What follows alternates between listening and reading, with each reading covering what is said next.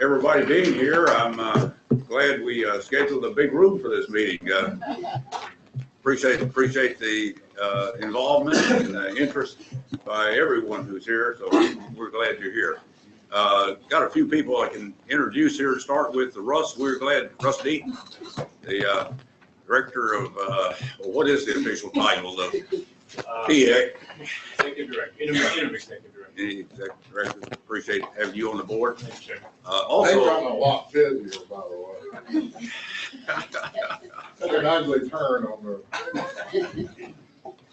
Also, we're pleased to have two representatives from the National Association of State School Boards here. Jim McNeese is here. Jim is here. Jim is chairman of the board in Kansas. Also chairman of the NASB board. Is that correct? Right. Okay, and Chris Amundsen. Amundsen. Yeah. Okay, Chris is the executive director of NASB. So we're certainly pleased to have you with us today. I think that handles the introduction. We'll move to our agenda. The first item is the consent agenda, where we have the agenda for the meeting, the minutes of the meeting of January 29th, and also one item, language in career and technical education core standards. Is there a motion that we approve the consent agenda? Got a motion? Second. Okay. Chairman, I have the addition to the minutes that we discussed at the end of yesterday's meeting. Yes. Okay. Can you do that now? Yeah, go ahead. Yes. Okay. I thought we got that incorporated yesterday, but go ahead. I don't think we actually did language. I just said I would do it. So whatever you know. You're right. On page 15 of the minutes, action J, my suggested language, the second paragraph, I would add, after Mr. Kramer stated Mr. Wade's attorney was present and available to answer questions, I would put a period there and then add the sentence, the attorney was allowed to make a statement in support of his client, period, and then cross out the but, capitalize the board, and add the word then maintained, and that would be the change I would make. That's good. So we'll include that in the minutes that changed. We had a motion to approve the consent agenda. Is there a second then? Second. Got a second. Okay. Any other questions? Okay. All in favor, say aye. Aye. Any opposed? Motion is carried. Thank you, Wendy. Okay, we'll move to our report items, and this is always one of the things that we enjoy most in these meetings, and that is to recognize some great performers. So who's going to introduce our Blue Ribbon School? Okay, Eddie.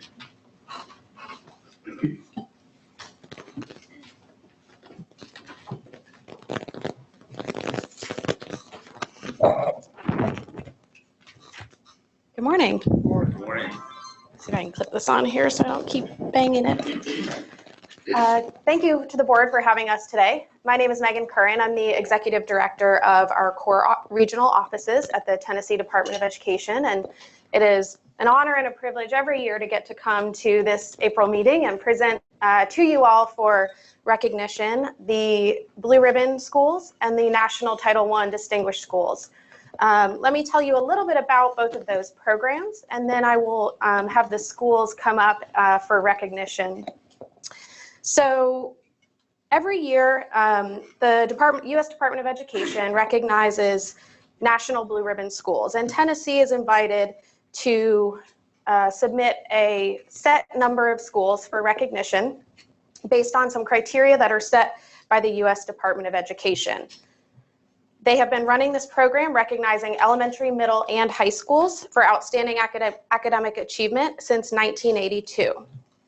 The primary factor for the State Department of Education in selecting schools is based on student achievement data, and we consider 3 years worth of data in those decisions. The nominated schools must then complete an extensive application process with the U.S. Department of Education for review and approval. In 2015, Tennessee had 6 public schools across the state recognized as National Blue Ribbon Schools. These schools were recognized in Washington, D.C. with other schools from other states in November of this year. I'm thrilled that we have representatives from all of our Blue Ribbon schools here in attendance today. And again, I thank the board for inviting and recognizing them. We have 3 schools that are recognized for outstanding academic achievement in the Blue Ribbon category, and 3 schools who are recognized for closing achievement gaps among groups of students. A quick process note here. I'm going to read you the names of these schools so that you all know who's here and where they're from. And then after I talk a little bit about the National Title I program, we'll call them all up. So the Blue Ribbon schools from Tennessee for 2015 are Buchanan Elementary School from Rutherford County Schools, Clovercroft Elementary School from Williamson County Schools. I'm sorry, the name again? Clovercroft Elementary. Ravenwood High School from Williamson County Schools. Falling Water Elementary School from Hamilton County Schools. Middle College High School from Shelby County Schools. And Trousdale County High School from Trousdale County Schools. So the second group of schools we have here today have been recognized as National Title I Distinguished Schools. This program has been selecting superior Title I schools from all states for national recognition since 1996. Each year, Tennessee is able to select 2 schools for recognition, one similarly to Blue Ribbon, one for success in closing achievement gaps, and one for outstanding academic achievement. This year's schools were also recognized nationally at the National Title I Conference in Houston, Texas in January. Tennessee's 2015 National Title I Distinguished Schools are Hazelwood Elementary School from Montgomery County Schools, recognized for outstanding academic achievement, and Churchill Elementary School from Hawkins County Schools, recognized for their exemplary work in closing achievement gaps. So at this point, I'd like to invite the chairman and commissioner up to present awards to the schools.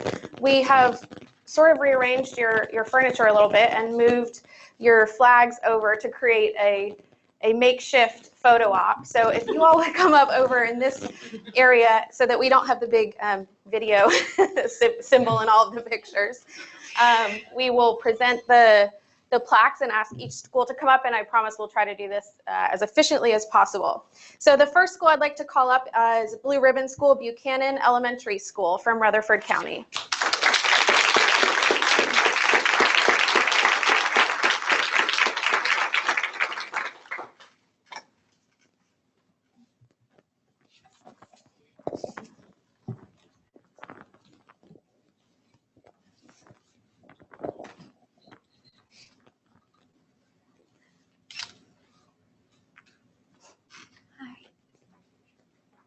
Two, one.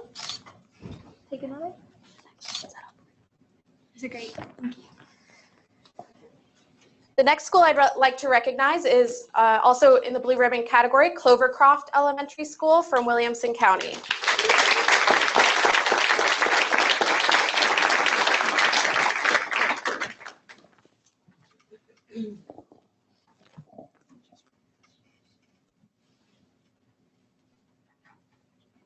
Three, two, one.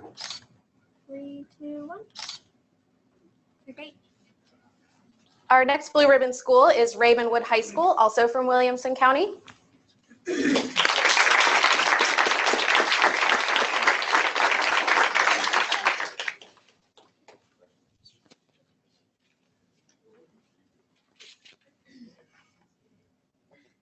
1.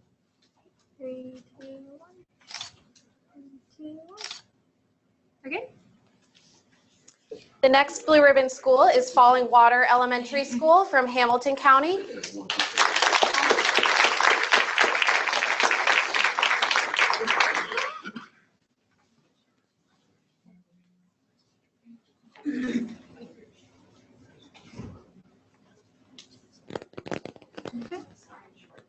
Okay, do you want to shift this way? Sorry.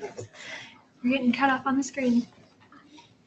3, 2, 3, 2, 1. We're great. Next is Middle College High School from Shelby County.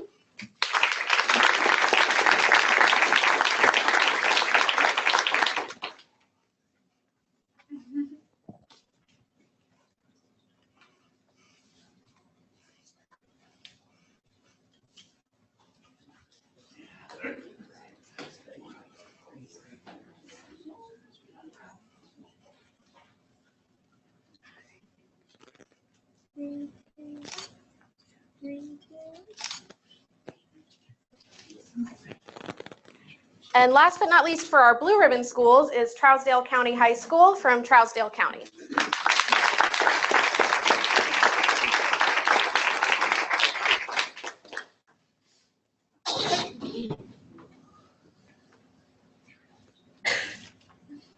Alright, 3, 2, 1. You come in. No, I can take more. You're good. 3, 2, 1. Those are great. For our Title I distinguished schools, the first school I'd like to call up is Hazelwood Elementary School from Montgomery County.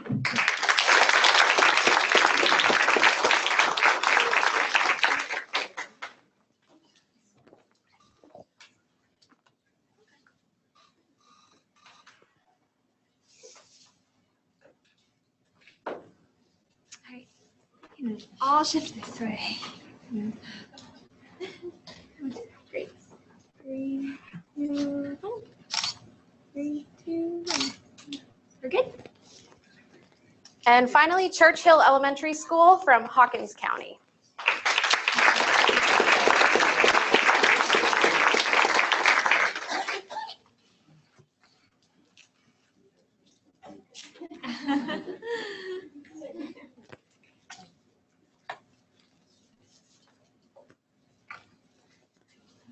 Three, 2, 1.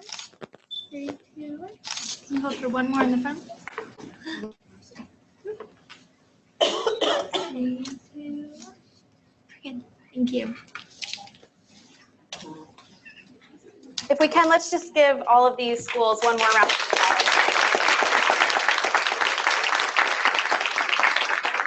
Thank you again to the board and to our schools for being here today. It's so important to take a moment now and then to step back from all of the whirlwind and the busyness of this work to remember that there are incredible people out there who are really changing the lives of kids. So thank you for the opportunity. Thank you, Megan. As I said earlier, this is one of the parts of being on the state board that we enjoy most, and we certainly take great pleasure in recognizing good schools, good performance. You know, I've said many times before, I'll just say it again, some board members get tired of hearing me say this, but I think one of the things that we do least well in education is to share good practice. And I would encourage the winners here to share the things that they're doing with others so that other schools can come here and be recognized for good performance. So again, we really want to congratulate you. It's great to recognize these schools, great performance. We appreciate it. Okay, we'll now move to a resolution that we have. Allison. The State Board of Education would like to recognize and thank those teachers and their families involved in developing the new math and English and language arts standards. These standards will keep the students in Tennessee moving upward to reach their highest educational goals. The amount of time and effort you put into developing these standards is appreciated. And I'll read the resolution.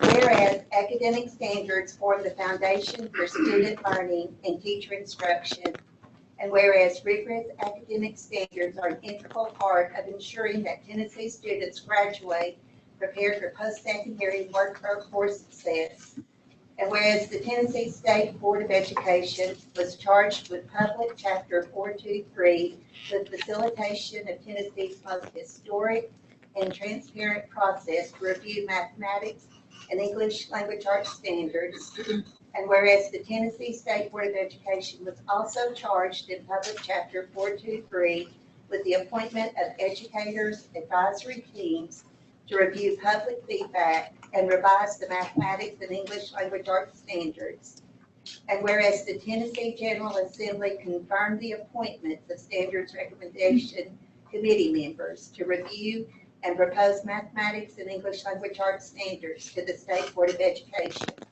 Now, therefore be it resolved by the Board of Education of the State of Tennessee that the State Board of Education does applaud the effort, dedication, commitment to rigorous standards of the students of Tennessee by the following members of the English Language Arts Educator Advisory Team: Deborah Bentley, Randy Blakely, Terry Bradshaw, Tequila Cornelius, Jamie Corwin, Kelsey Cox, Jessica Dagley, Tony Dalton, Kathy Dickey, Susan Dodd, Jamie Green, Susan Granke, Elaine Hopper, Shannon Jackson, Desiree Jones, Stacy King, Tammy Marlowe, Melanie Maxwell, Jessica Mitchell, Carrie Newsom, Autumn O'Brien, Shannon Street, Gary Tilson, TJ Wilson, and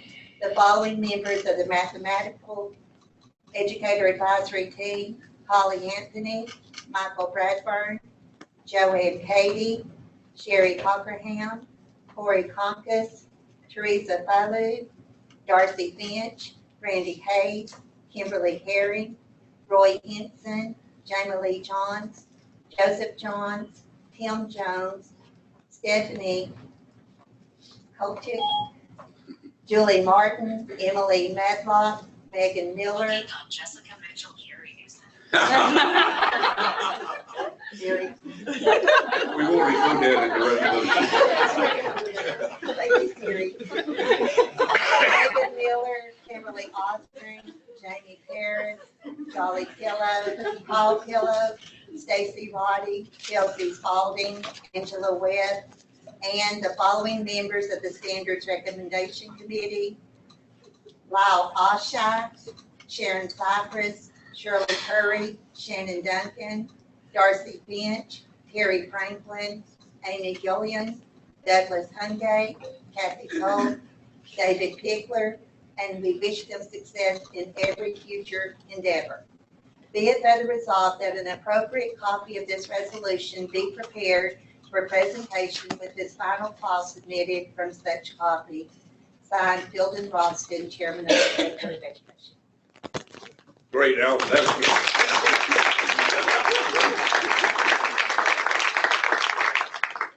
Good job. You do so much a better job on all those names than I do. I can't believe you got through those. Okay, Allison makes a motion. We approve that resolution. Do we have a second? Second. We've got the willing second there. Okay.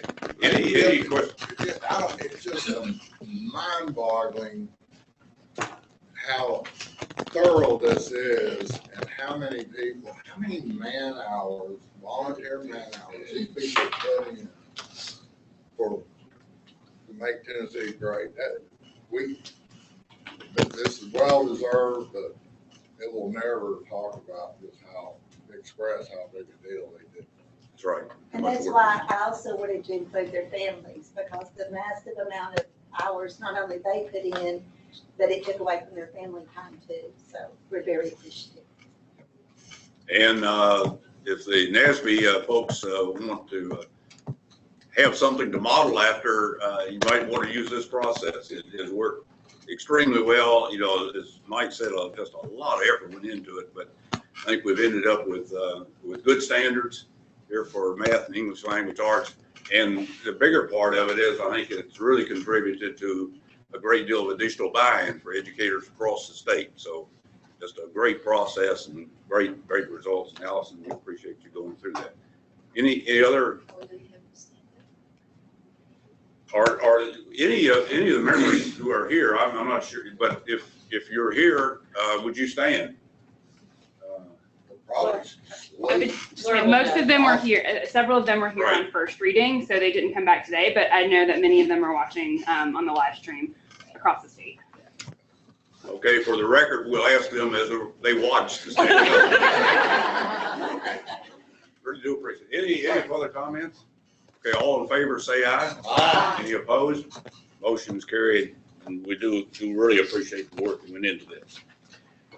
We have talked for some time about setting up committees of this board, and I want to take this opportunity this morning to set up two committees that are dealing with issues that are very current for us, and we're spending a lot of time on.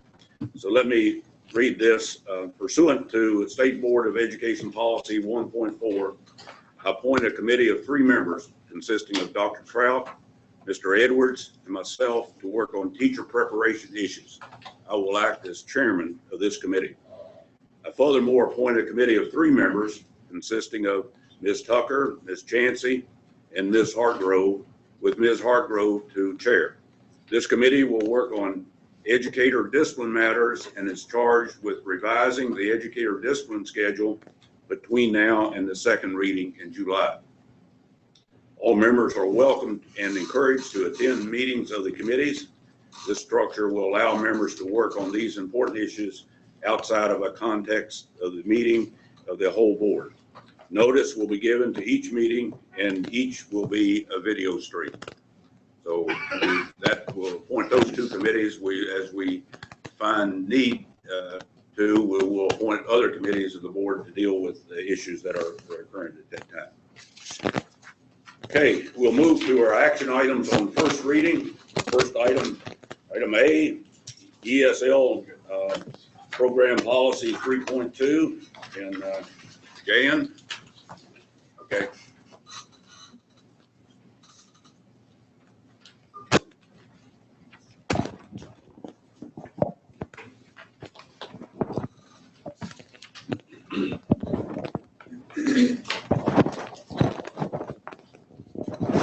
Good morning. Morning. We need to align the policy with the new ESSA, so we're getting ahead of this. We've also had some other changes, and I've held off on trying to align the policy. We have moved to a new assessment and a new standard system known as WIDA. This is our second year to be giving the WIDA assessment. We have implemented those standards across the state fully in this past year, and so it's time for us to align that. The new ESSA tells us that we have to have common exit criteria. Tennessee has been ahead of that curve for some time. We've always had common exit criteria across the state. We have given districts the ability to put extra criteria on top of minimum criteria, and we may still be able to do that, but we need a common exit, and we're waiting for the guidance from ESSA. So that's the reason for the changes that I've submitted. Okay, questions? Allison? Okay, Allison, you want to mention the item you mentioned yesterday in the workshop? Yes, just a concern on page 2, under parent notification and rights. Yes. At the bottom, it says, if a parent refuses direct ESL services for the student, the regular classroom teacher will be responsible for ESL services to this child. Parents must also be advised of studies related to emergent English language learning. My concern is, as a regular classroom teacher, I don't know Spanish or French, and if I have one of these children in my room, I'd like to know exactly what my responsibilities are. That's a great question. We have about 250 languages across our English learner population in Tennessee. So none of us, even certified ESL teachers, know the languages that are needed to provide that. Tennessee is an English-only state, so our ESL classes are run in English only. I taught for many years English only, and that's the way that we do it in Tennessee. This is actually not a change to practice. The federal law has always said that we have to have a meaningful way to serve these children, and it's inequitable to say that we don't give them some service if their parents refuse their services. My understanding from OCR is that parents can refuse the rights of their children to receive ESL, but they can't refuse the right of the children to get an education. And for an education in English, that means ESL. Now, the difficulty, and I understand what you're saying, comes when that goes to the regular classroom teacher. This has changed tremendously over the last 10 years in Tennessee. A long time ago, most of our small districts were allowing, because they didn't have programs, parents to waive students out of these services. And then there was the concern that many people did not have that ESL expertise. We have rolled out a lot of professional development. This summer, there are 4 new offerings in the core catalog to help regular ed teachers get the practice they need to be more efficient with these children. and I hope that will take care of it. I did decide to add it to policy this time because there's been a lot of pushback that we didn't have it in state policy, and I was pushing federal law down. So I did put it in the policy for that reason. Okay. As long as I'm in compliance. No. We will do our best, and we are here to serve you. So if there's ever a question, please reach out to the State Department. Okay, Carolyn? Well, my questions, Jan, had to do with, it seems to me that under the new regs or regulations, we're going to need maybe more ELL staffing. We may need more staffing, and many, I know it's increasing in a lot of our districts anyway. that's right. More people, and so I was wondering, I was concerned about our capacity to have people who have been trained in administering the ELL program, or now it's in the EL, and how difficult is it for our districts to get the right people in place? In the outlying districts away from the cities, it's rather difficult at times, and we try to work with them as much as we can. We have many more English ESL teachers, English as a second language teachers, graduating and being certified and getting additional endorsement than we have ever had before. We have more programs in the state training these teachers. The big change in policy that may affect us is that we're going to a little bit higher standard of exit, which means we may be holding those students longer. We have 2 years to get this really in place because our test scores from this year and from next year do not count under the new ESSA for accountability. I have never refused at this point a waiver for a district that didn't quite meet the ratio of 1:40. But I think this is a good trial period for our districts to see if they're going to be able to meet these needs with this 1:40 ratio. If not, I'll probably see you next year trying to lower that staffing ratio. And kind of piggybacking on what Allison's question was about, what do you see changing in teacher preparation programs that is including more instruction in how to incorporate a non-English speaking child in your classroom? I'm not extremely involved in higher ed. However, I have seen a lot of change in trying to meet what the communities need. Districts like Metro Nashville are giving preference to teachers who have ESL certification because they have very few schools that do not include English learners. Many school systems are encouraging and taking former teachers or teachers that are already on staff and getting them this expertise. So I think we're seeing some really positive changes. When I visit with higher ed people or chat with them, I was at TESOL recently, I find that their programs are pushing English as a second language a little bit more than ever before. There's always a section, there seems to be a section for all pre-service teachers on English language acquisition now in the program. So I think we're getting stronger. Are we getting faster?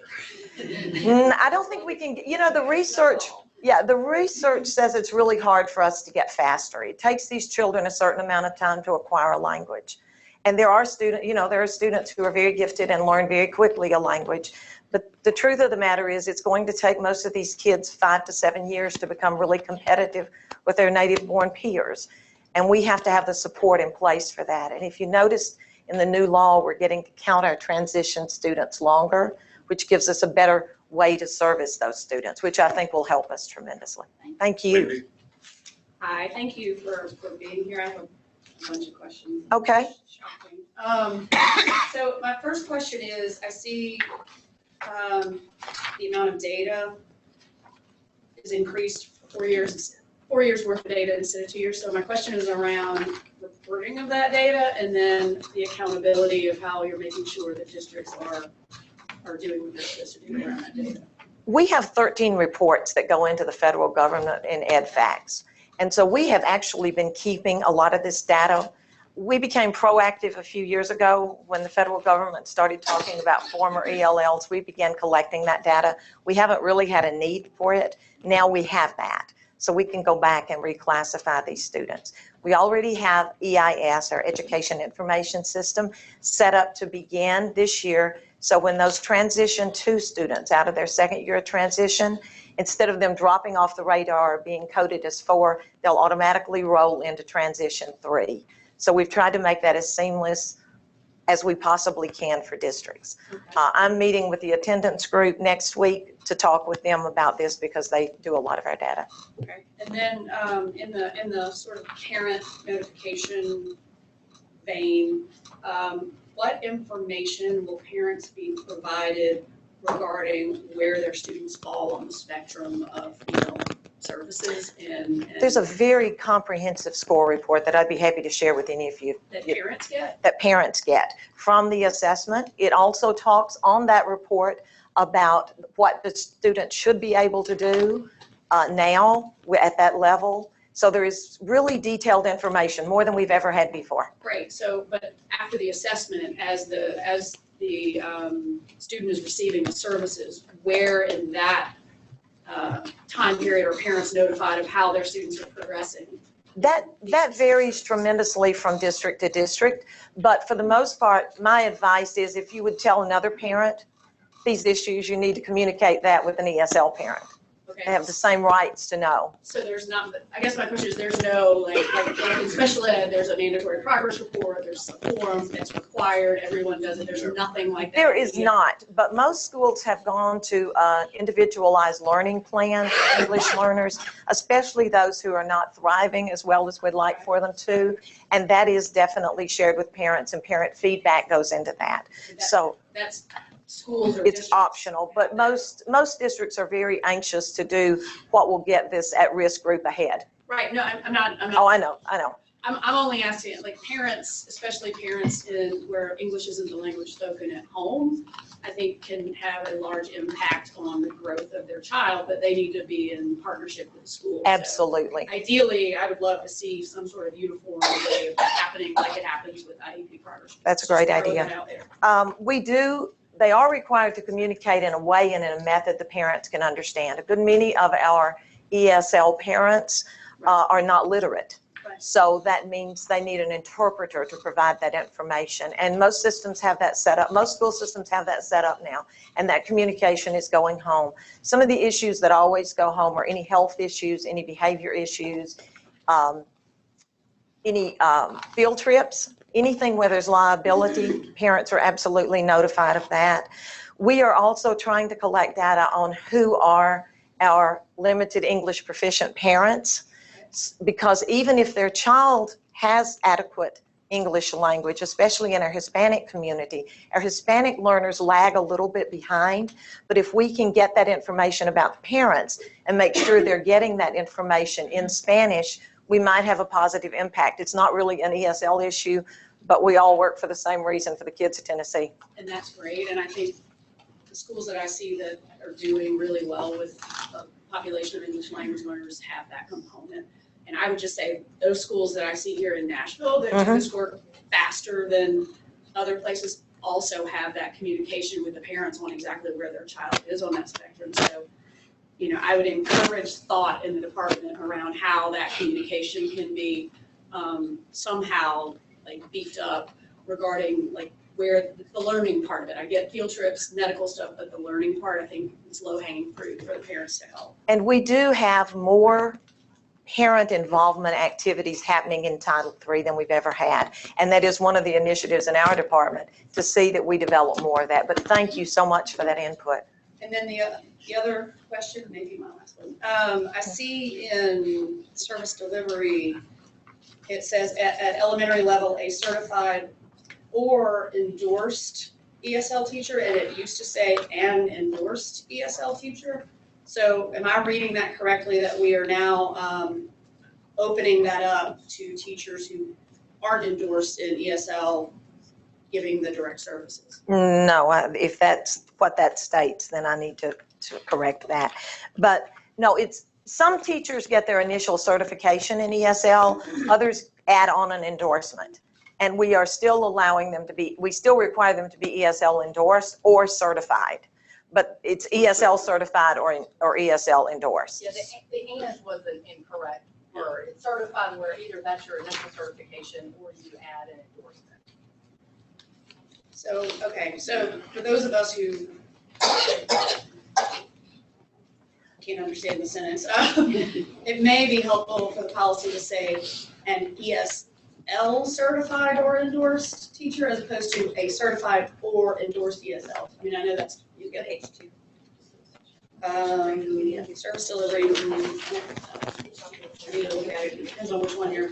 I'll be happy to bring that back. Actually, the very bottom of page 2, just the way it reads now, it looks like it just a teacher who is just certified as a teacher could do it, or someone who's endorsed in ESL, just the language. Okay. That's not the intent, which No. I'm glad. Yes, it's not the intent. Thank you for pointing that out. Sure. And then Okay, other questions? Mike?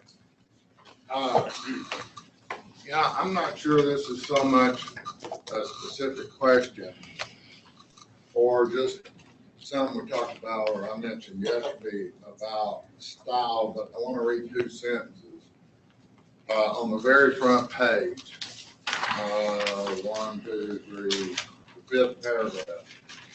First one, with Tennessee academic standards becoming more rigorous, it is necessary for us to raise the requirements for EL students exit from ESL so that this group demonstrates stronger academic growth.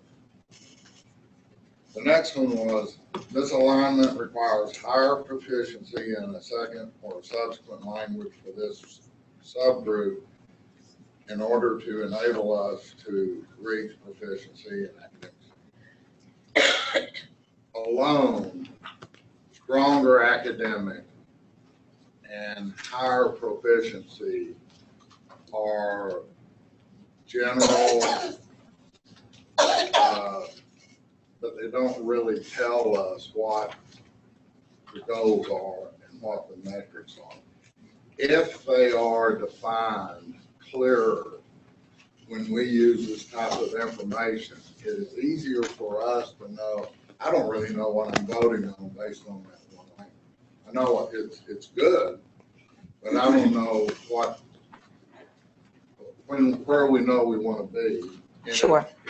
If there's even a footnote that says this higher proficiency is defined in way too much information than we want to put on this front page, so down here goes such and such section. And that's really a style that, because it really helps kind of knowing that there is a definitive goal and the way to measure. And I'll make a note, I think as staff, we can help make sure that the cover pages are referenced, because I think at this case, Jamie, you could speak to it, but it does define the proficiency level within the policy. It does.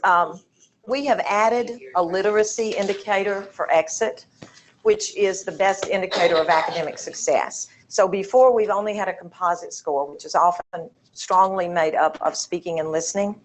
And now we're having a literacy component being of high weight, that 5.0. That's listed in the definitions and also on the second page. But I think Sarah's definitely right. I think probably that should have been listed a little differently on the cover page. Okay, other questions? Okay, is there a motion to approve on first reading? Got a motion, second? Got it from Mike. Okay, any further discussion, question? Okay, all in favor of approval on first reading, say aye. Any opposed? Motion carried. Thank you. Thank you, appreciate it. Okay, high school policy, Laura, you can do that?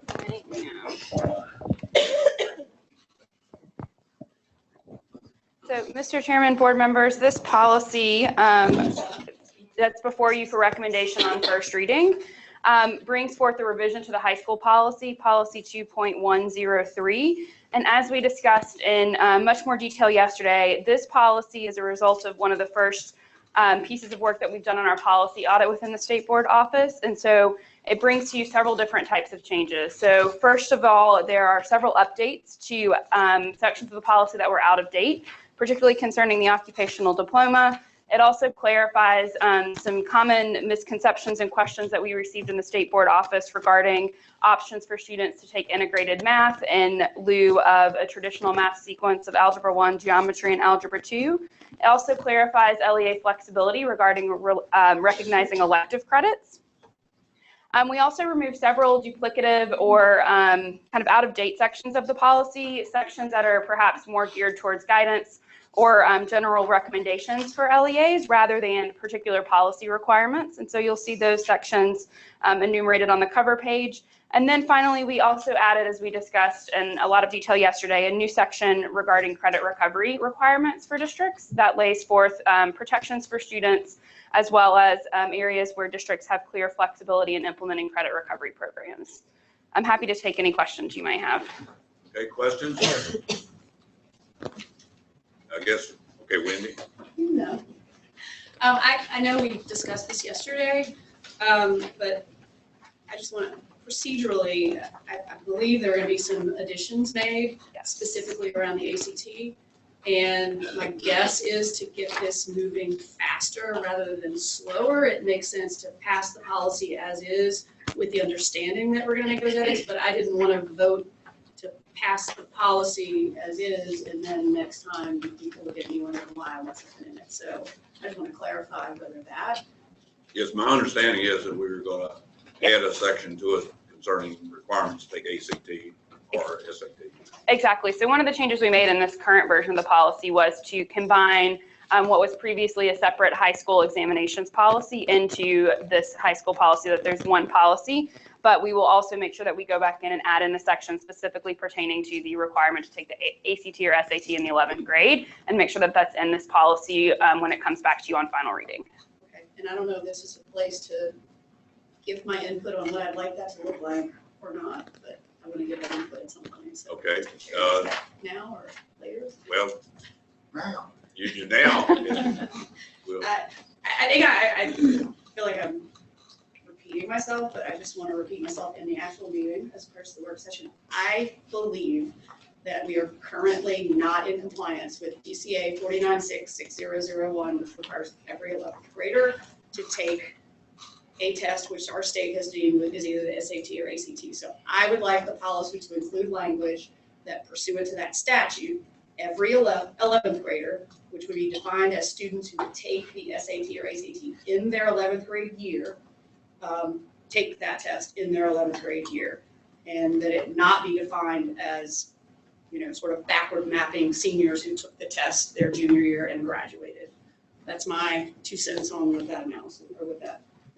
Okay, we will work on incorporating that content into the policy that we bring back for second reading. Okay, other questions, Mike? What would be the implications if we just made it a requirement that if they fail to do that in 11th grade, they're not eligible to graduate? Well, you're being tough, aren't you? Well, why are we saying it if we don't intend for the LEAs to know they gotta go do it? So, yeah, it is tough, but it's tough when they adopt it. You know, what we need to do is get the department and staff to look closely at how we can comply with the legislation that's out there, and then, you know, include in what actions we're gonna take if it doesn't happen. I think the department staff need to take a close look at how we can get that all in there and get it in there in a fashion that we can actually implement. We can work to consider that as a potential option as well. I think we can also commit to sharing language via email or some input one-on-one before the next reading to ensure we get that right. Absolutely. And if we can get the data as well, I know, is it available? We have it now. So can we get it today? Great. The other thing we talked about yesterday, quite a bit about, was credit recovery. And again, to reiterate, the same movie over again, but I think it's real important, at least my opinion, is that there's a fidelity in the completion exam of that credit recovery that would be equal to a student taking, in addition to their overall grade point in that, the EEOC, which is a 25% of that. If you can't get the EOC, then I really think we gotta have something that is going to have the same rigor, or that credit we're giving runs the risk of having less validity. Okay, duly noted. The second time. Yeah, but 3 or 4 of these folks in here needed to hear it. Okay, gotcha. Okay, other questions? Comments? Okay, is there a motion that we approve on first reading? So Motion, second? Second. Got a second. Any additional discussion? Okay, all in favor, say aye. Aye. Any opposed? Motion's carried. Thank you. Okay, Laura, you gonna do, I can do the next ones as well. Okay. As I mentioned before, these, the policy that you just approved, as well as these next two, have been the results of joint efforts with the department and the state board staff. So I'm happy to do those as well. So the item 4C before you today for consideration on first reading is the high school examinations policy, policy 3.400. As I mentioned in the last explanation of the previous policy, we worked to, rather than have two separate standalone high school policies concerning high school requirements, the first one being the high school policy, the second one being this examinations policy, through the policy audit process and our efforts to streamline and consolidate, we took the relevant sections of this high school examinations policy and folded them into the high school policy that you just approved on first reading.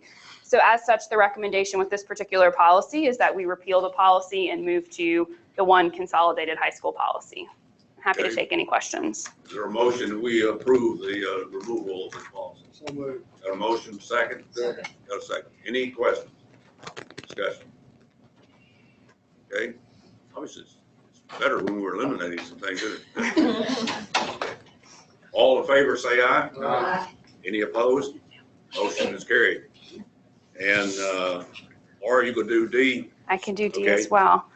So item number 4D is a recommendation for repeal of the policy concerning guidelines for use of TVOS data, policy number 3.402. The relevant provisions of this policy, which has not been updated since 1996, are now all governed in Tennessee code annotated. So the need for this particular policy, we feel, is the need is no longer needed. And so we would recommend this policy for repeal as well. Okay, is there a motion to approve? So moved. Got a motion, second? second. A second. Any questions, comments? Okay, all in favor, say aye. Aye. Any opposed? Motion's carried.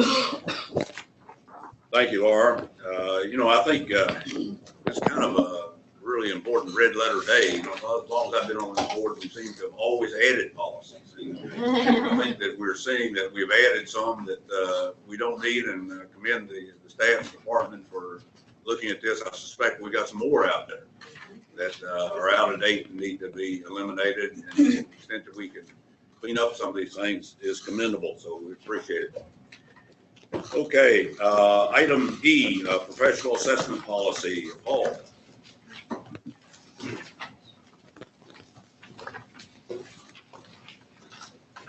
Mr. Chair, before we begin, may I ask, there was a question on the table yesterday regarding board members' ability to amend the recommendation.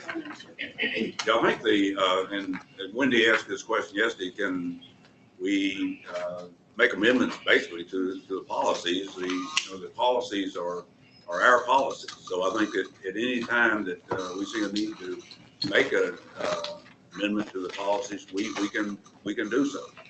I think in this particular case, it's a question about whether we need to do that at this time, or whether we need to, work for a second reading type thing, or come back a later review of it.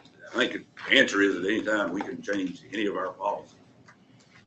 Okay, Paul? Yeah, well, good morning, Mr. Chairman and members of the board.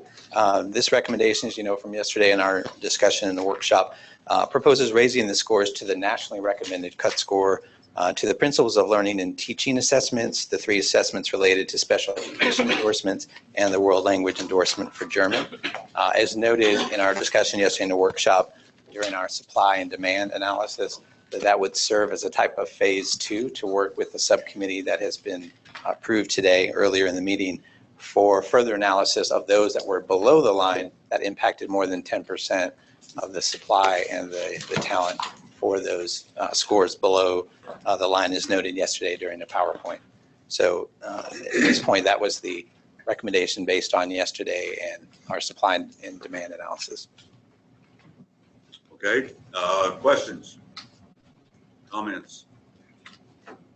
Okay, are you getting ready to make a motion? All right, so what we learned yesterday was that setting the cut scores at the national recommended level, and Paul, please, correct me, or setting these cut scores that we have proposed at below the national cut score level really have marginal minimal impact on teacher performance, which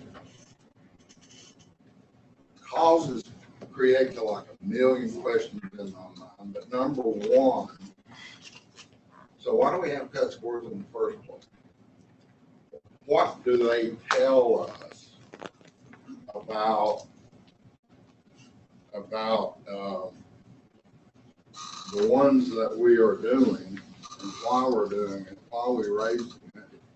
That could only serve to reduce our pool. And the reason we're not setting the others is because we fear they're going to reduce our pool. And so where I've been part of so much of the struggle over teacher accreditation, particularly in content and particularly in where we endorse, is that one of the reasons we have used the cut score is because the way we set it, oftentimes below the national average, is because of the fear that we wouldn't have enough teachers in that particular subject to teach the subject. And in my mind, if we have a shortage of qualified Spanish teachers simply by having a lower number, we still have a shortage of qualified teachers. We're just engineering what appears to be an objective measurement, but it is a measurement that is so slight that it doesn't matter if German gets set and French and Latin and Spanish don't get set.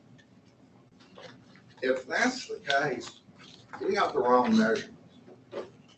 We really, really ought to know definitively something other than just minimally, and these are praxis terms, just minimally qualified and not qualified. So if you were to use their language, below that national cut score is not qualified. Use their language. And yet it is, it's, to look at the data, it really is ridiculous because some of these folks who are falling below turn out to be really great people.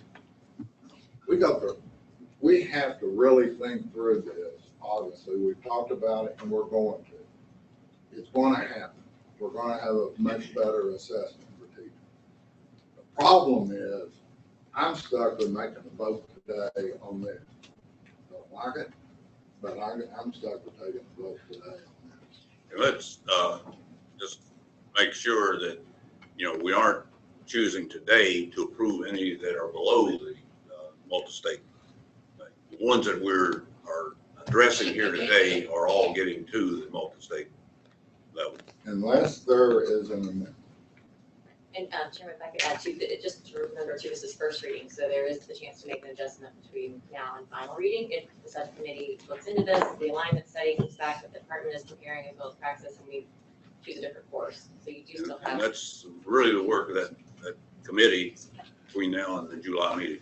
And this may be a lawyer question.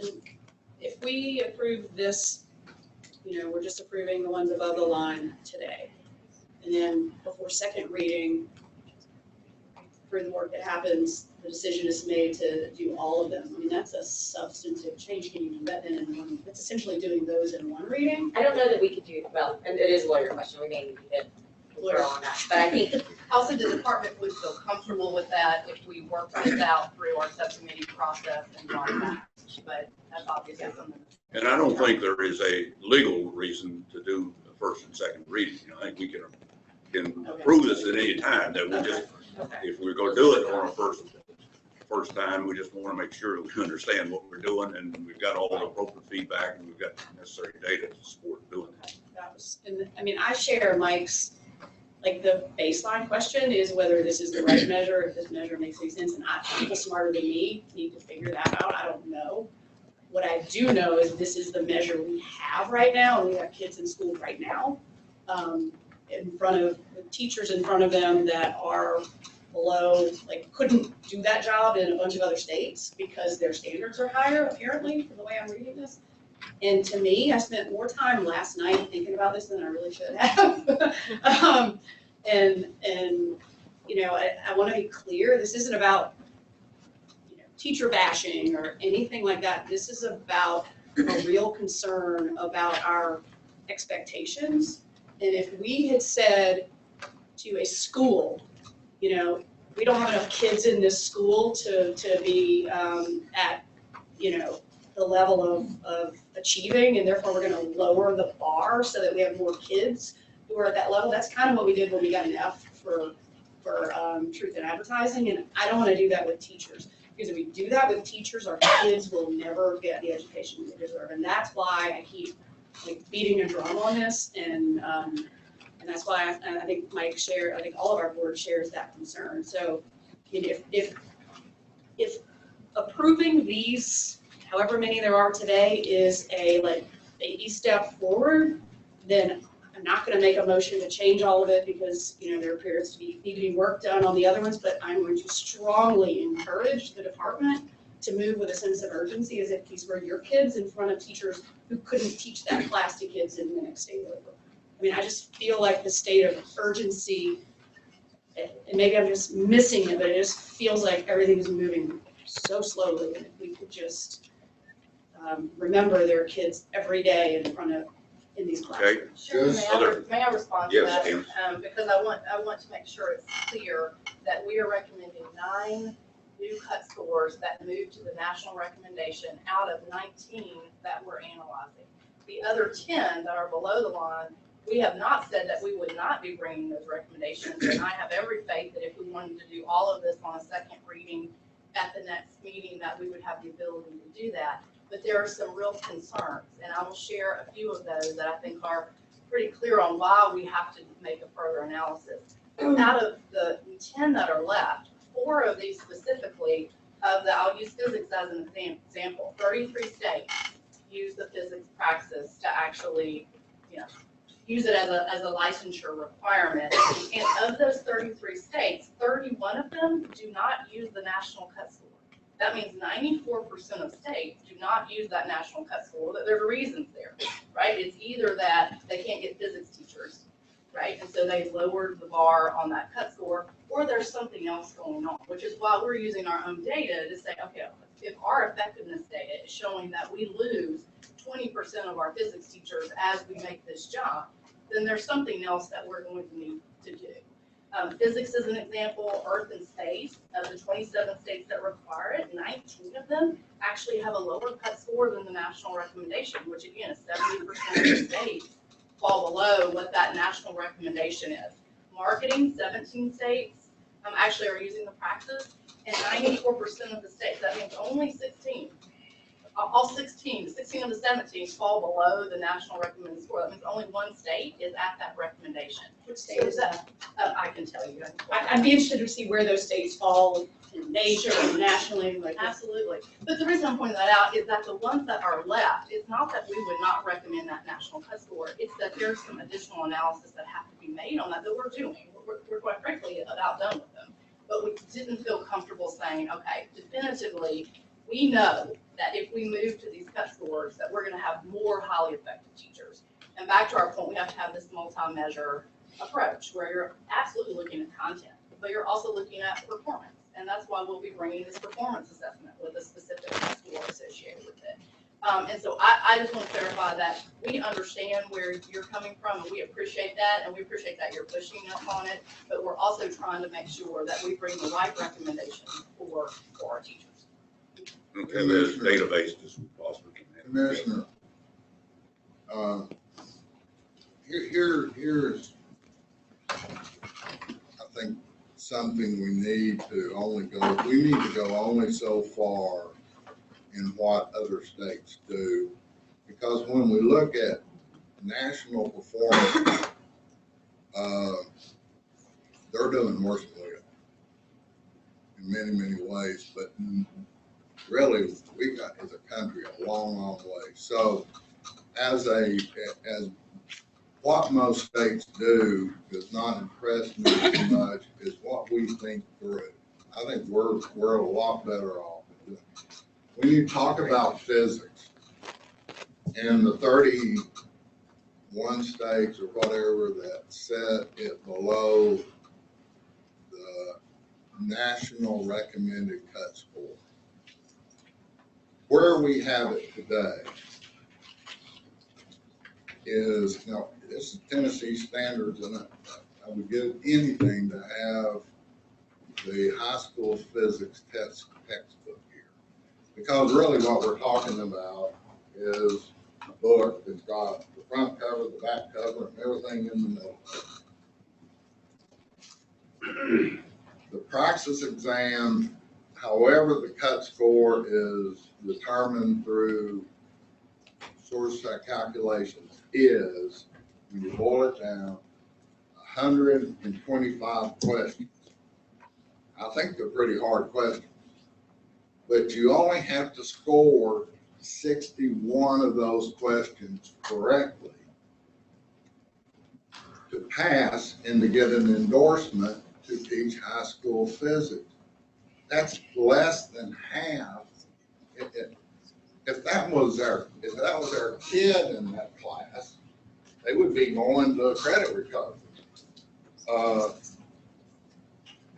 So that it's the measurement that's driving me nuts when I'm sitting here deciding on whether we're going to vote for the how we feel about setting these scores below the cut score that's recommended or above.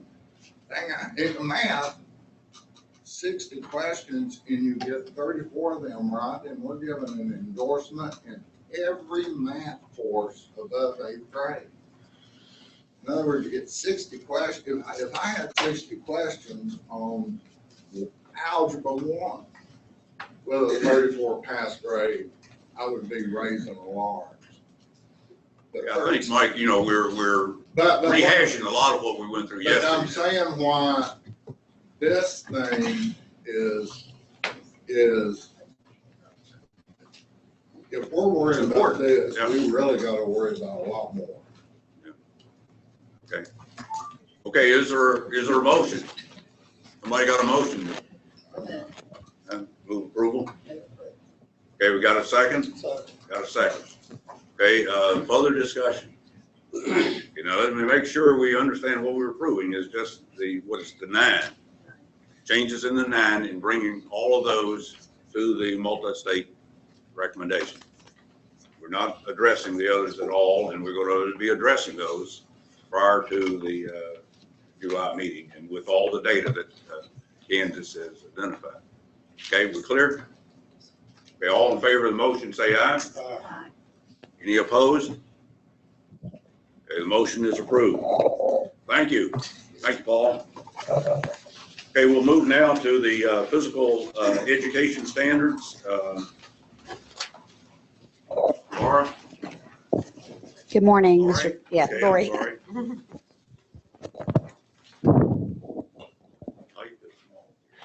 Thank you.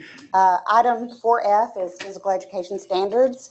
And in June of 2015, a committee was formed to revise those Tennessee physical education standards, which have not been revised since 2009.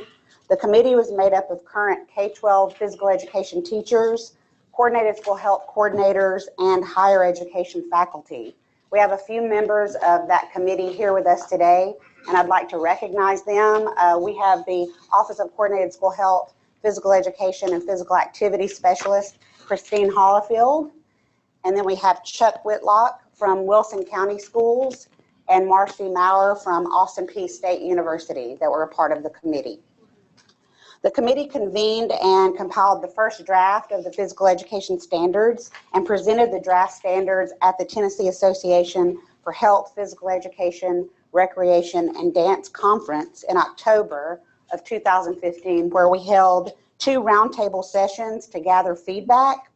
Edits and revisions were made to the draft standards based on that feedback. And then in November of 2015, the physical education standards were posted to the Tennessee State Board of Education website for public feedback. The site was open for 3 months and over 200 public comments were received. Final edits and revisions were made to the standards based on those comments. The physical education standards proposed in this item represent the skill, knowledge, or behavior outcome of the student at the completion of a grade. Creating developmentally appropriate learning experiences that meet the standard is the responsibility of the physical education teacher and is in alignment with school district resources. Each standard is observable and measurable and therefore can be assessed. In the current physical education standards, the standard is presented as a very broad statement. Excuse me. The standards are specific to each grade level and are specific to certain skills, which will drive quality instruction and assist administrators in evaluation of their physical education teachers. The Tennessee Physical Education Standards document that you have is divided into 3 grade bands, grades K through 5, 6 through 8, and 9 through 12. Each grade level in the proposed standards is comprised of 5 components grouping similar skills, knowledge, or behaviors. Under each component is the subcomponent, which is a more refined grouping of similar skills, knowledge, or behaviors. The standard is the described skill, knowledge, or behavior as listed within the subcomponent and grade level. Specific to the 9-12 physical education standards, there is a component extension, which is an idea to further challenge students in a particular subcomponent. So at this time, I will welcome any questions that you guys have. Okay, questions? Questions? Okay, Wendy, first. I just have one, in the standards I saw, let me just do that. I love these, by the way, but I saw that there's a note that if classes meet less than 2 times a week, the standard would have to be adjusted.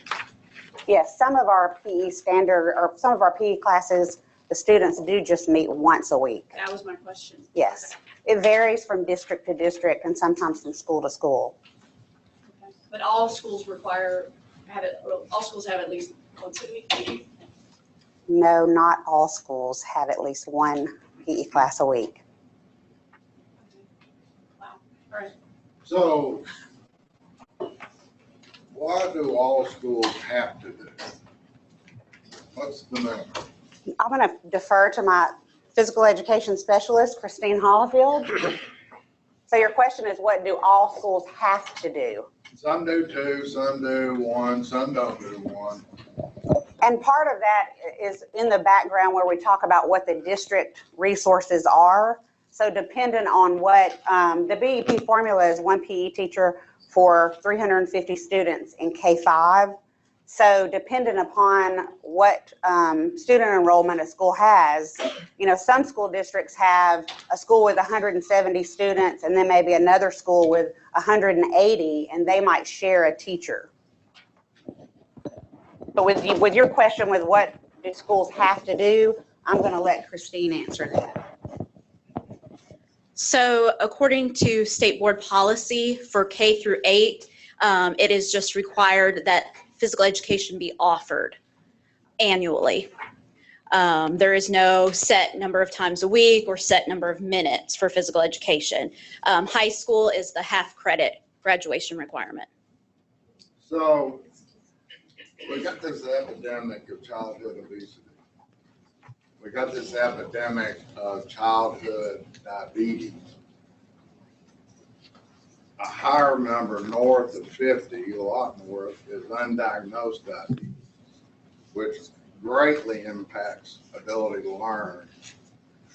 And I know we got school year and the school day packed, chock-packed full of stuff that we gotta do. But dang, this is, there ought to be some way to figure out how to raise a healthy student body. In the Office of Coordinated School Health, we work very hard on everything that you just covered. And I think as you are suggesting PE classes along with physical activity are what we're doing in schools. And to kind of back up the comment that I made earlier, there are only 2 school systems in the state of Tennessee that don't have the appropriate number of PE teachers at this time. And Christine and I have both driven to those school systems and met with the director of schools and his staff about making sure that they get where they need to be. Okay. Other questions, comments? Okay, again, I think this is a good process that we've used to put these standards together. Is there a motion that we approve on first reading? Got a motion? Got a second? Got a second. Any questions, discussion? Okay, all in favor say aye. Aye. Any opposed? Motion's carried. Thank you. Thank you. Appreciate it, Lauren. Okay, Mackenzie, here's your test.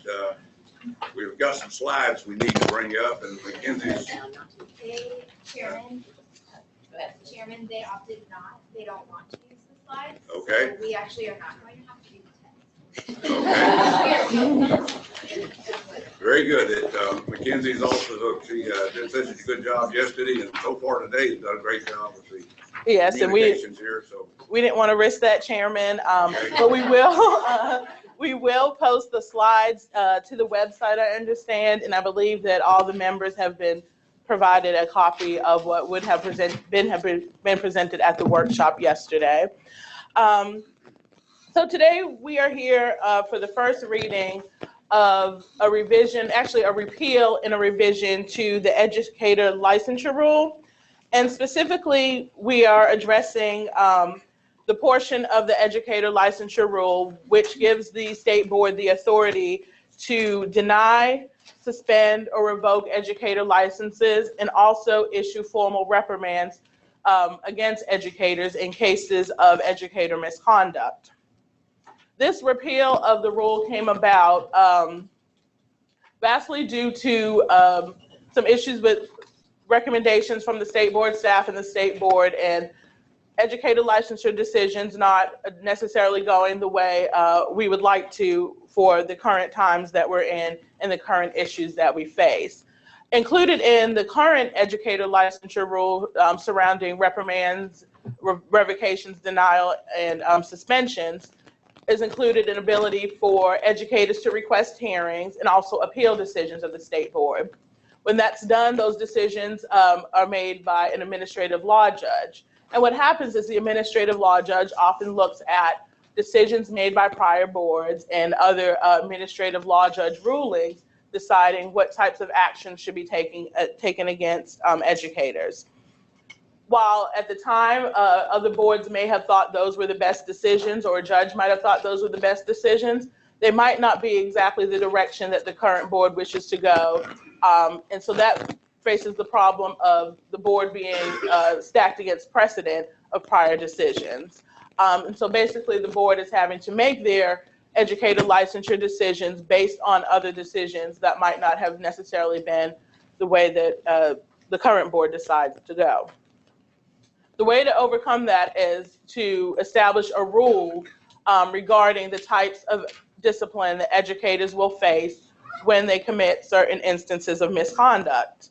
And the purpose of doing this, obviously, is we want to have consistency when we decide these educator licensure actions. We want some normalization across the board of what types of actions educators will face when they do misconduct. We want to have better decision-making for the board, not necessarily having to rely on how they think it'll hold up in court or how it will stand when people look at what prior boards might have done. A big key is also fairness to educators. When we establish a range of punishment, it gives educators fair notice of what types of discipline they will face if they commit certain offenses. And finally, consistent outcomes for our hearings and for our appeals. The effect of the rulemaking will overcome any precedent that has been set before by previous judicial decisions or what other prior boards have done. It also gives, the rulemaking process also gives the opportunity for stakeholder feedback, which is going to be very important during this process. Again, this is on first reading, and we do expect between first and second reading to engage with stakeholders.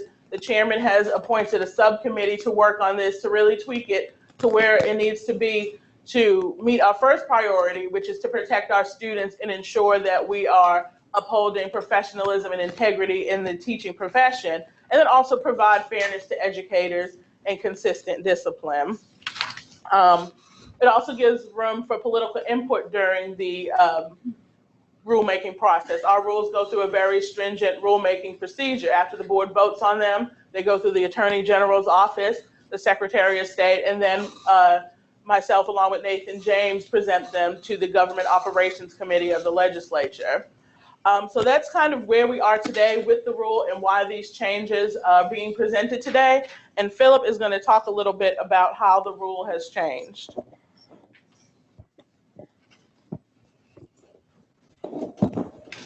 Good morning, Mr. Chairman and members of the board. I hope I have this angled correctly. There are a few sections that we're looking at changing, and I know that each of you have a copy of the proposed changes, so I'll just go section by section with you. On the first section, we are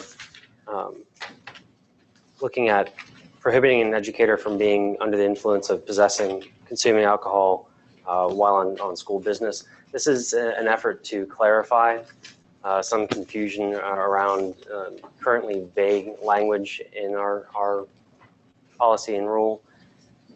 And then we are also incorporating violations of the Tennessee Teacher Code of Ethics, again, to clarify vagueness, because the current rule has other good cause and has some enumerated actions, but it's not an inclusive list.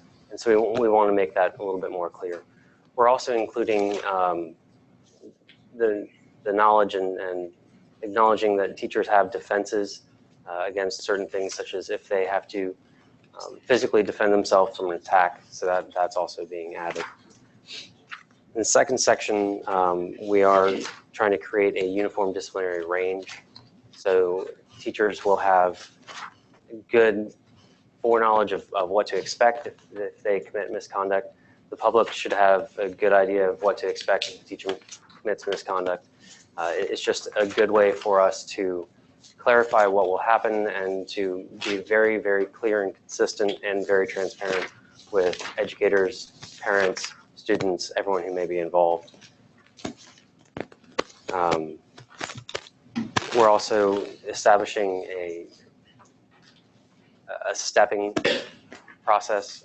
So if we have teachers who have committed multiple acts and been reprimanded or suspended multiple times, a method of increasing the severity of punishment for those infractions. The third section is itself a chart, so it's a visualization of the disciplinary schedule.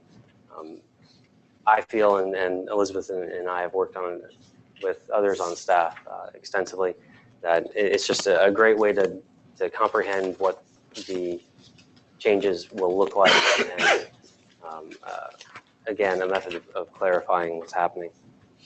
And finally, the fourth section is to clarify what happens when someone is revoked. There has been some confusion on length of time a person will be revoked before they can reapply for reinstatement. So we're putting in a 5-year time frame minimum before they can reapply. We're also clarifying the language that the state board does have the authority to deny those reapplications, and that the board itself has the authority to deny indefinitely if it's a offense that justifies that. Okay. Any further questions? Questions? I have a question, it's probably more of a comment, and may very well take place in committee. And it has to do with, it's on page, it's not numbered. It's the last 2 pages, it's section 4, restoration of license. Denial or revocation, what we were just talking about. I want us to talk about the feasibility and if it's even logical to be able to include language that says circumstances in which it may be, your license may be reinstated after it's been revoked. Because we have no language as far as I can tell regarding any hope or really logical conclusion on our part that we would reinstate. We have a case before us that we have to vote on today. The person has license was revoked, has not taught for 8 years, has gone through certain programs, has all kinds of letters of support, and the recommendation is not to reinstate. So I think we need to discuss in our committee meetings where there might be opportunities to reinstate and what might that include. And that could be a tricky subject matter because that could still be nuances of that would cause us to still be concerned. But have you all thought about that, discussed it?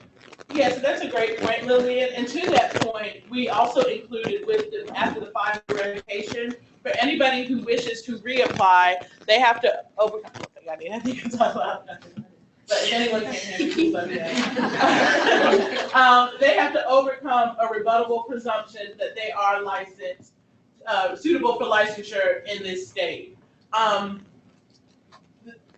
The caution that I see with what you're suggesting is maybe listing certain instances is maybe not everything in that instance would warrant a reversal of revocation. So the way I see it is, and of course this will be taken up further when we have our subcommittee meeting, and we'll be able to really flush all of this out in greater time than we have here today. But the way I see it is after 5 years, anybody can apply to be reinstated. In order to be considered for reinstatement, they have to overcome a rebuttable presumption that they are suitable for licensure. That might look like showing that they've completed a drug and alcohol treatment if that was the reason for their revocation, or showing that they've made restitution if it has to do with a crime of dishonesty or something like that. So that is certainly a point that's well taken and something that I'm sure we can discuss further in the subcommittee. But I think the rebuttable presumption is there to show that yes, you can reapply, but you have to show us that show the board that you are suitable to be reinstated. I'd also like to add to that the board also has policy around license discipline, and it does have some enumerated things that play into our decision-making process. And I'm happy to discuss with you how we might want to shift those from policy into rule, or how that might look. Okay, Wendy? I thought that was a great point by Lil. I mean, my reaction when I read that, and people aren't gonna like this, was what does revoke mean if after 5 years you get to come back and ask? So I think in the committee, which I'm happy to be a part of, we need to have these conversations, like, is it a revocation or is it like a 5-year minimum? You know, we just need to figure that part out. But the reason I initially wanted to raise my hand was I just want to thank you guys for the amount of work that you put into this.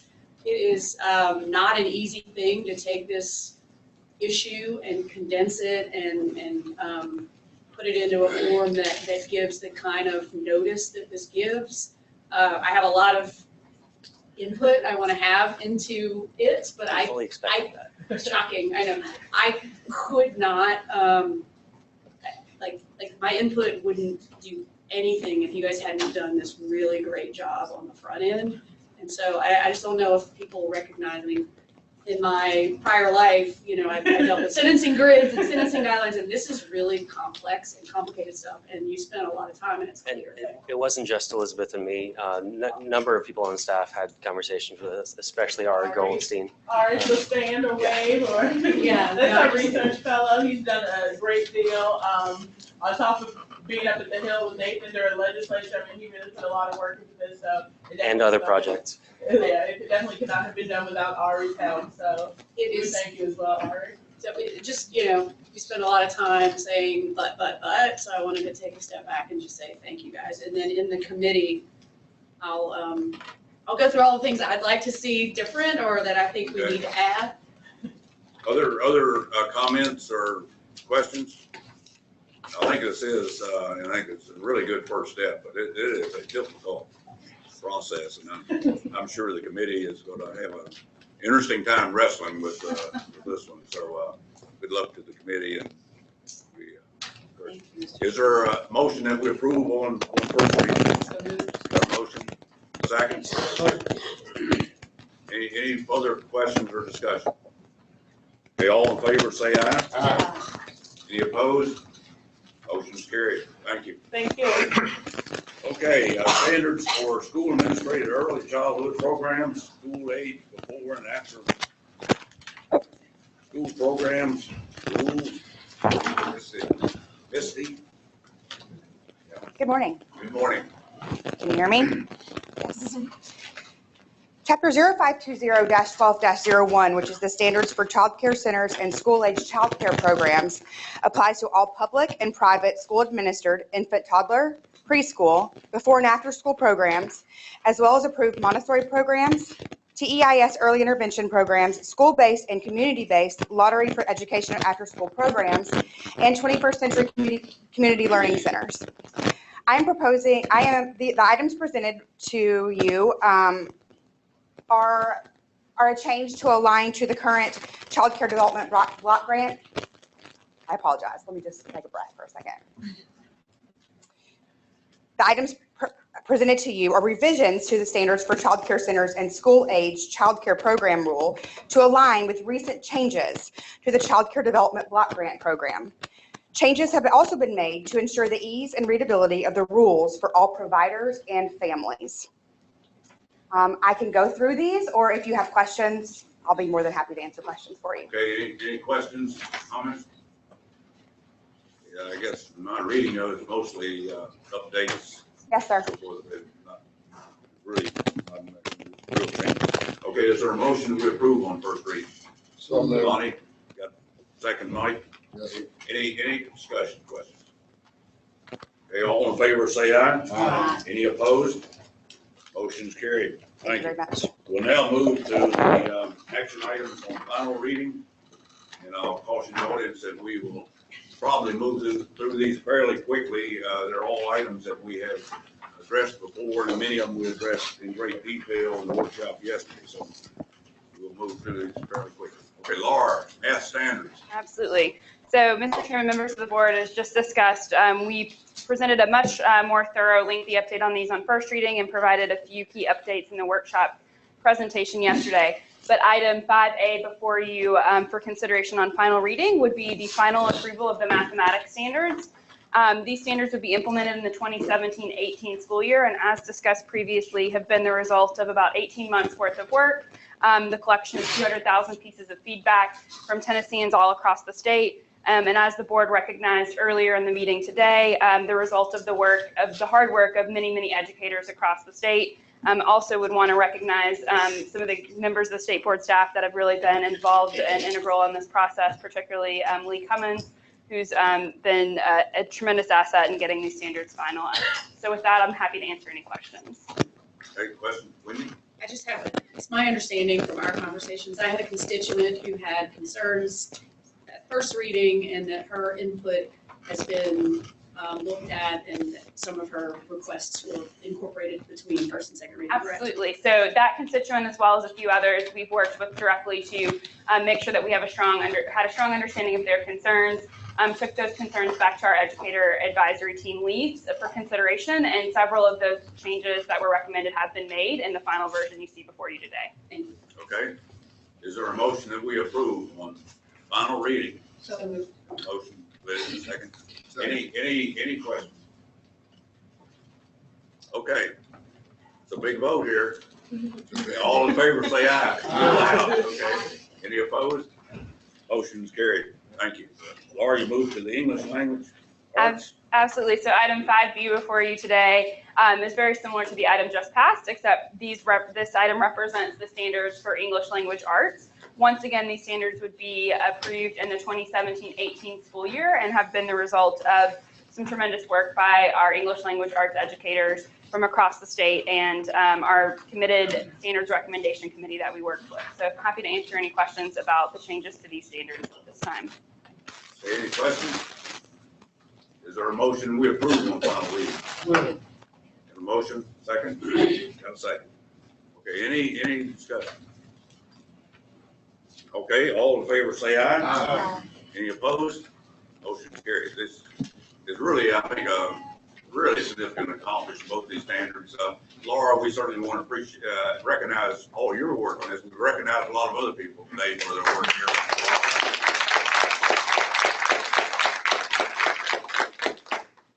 It's been a team effort. Everyone on the state board staff has been involved, as well as many individuals at the Department of Education that have worked hand in hand with us on this. So we appreciate their efforts and our educators across the state.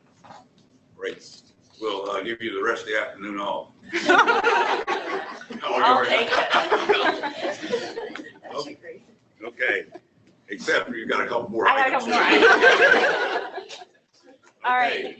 Item C. Yes, item 5C is a recommendation for the removal of the Common Core state standards for literacy in history, social studies, science, and technical subjects in grades 6 through 12. As we discussed when this item came before you on first reading, this was a separate set of standards that focused on literacy in the content area.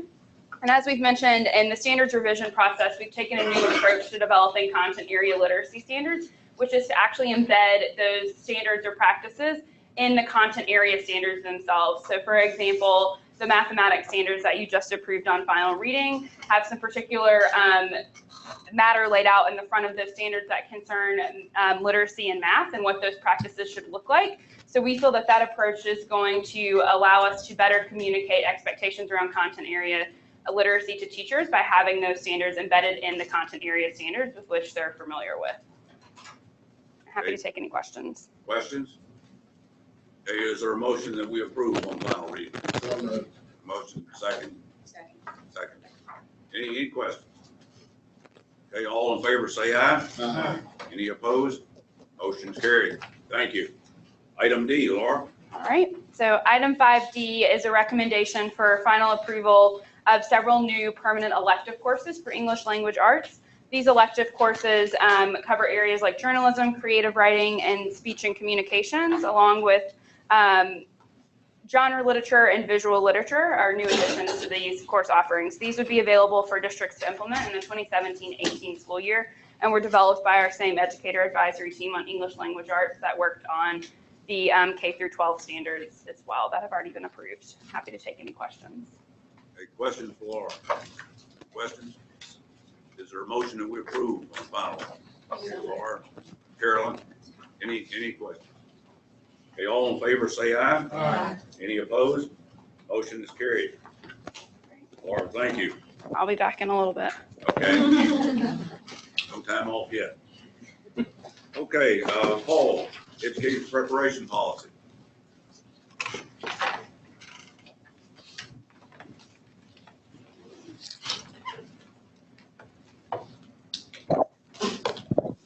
Good morning again. And as discussed yesterday during the workshop, these changes are two changes to clarify to the existing Ed Prep Policy 5.504. The first is to ensure that out-of-state providers are held to the same reporting requirements and expectations as Tennessee-approved providers. And that spells out really 6 conditions that they would have to meet to be in alignment, including things like meeting the same requirements as Tennessee-approved providers, having a well-defined partnership with an LEA, very similar to what we have currently in existence to provide those guardrails for the out-of-state providers.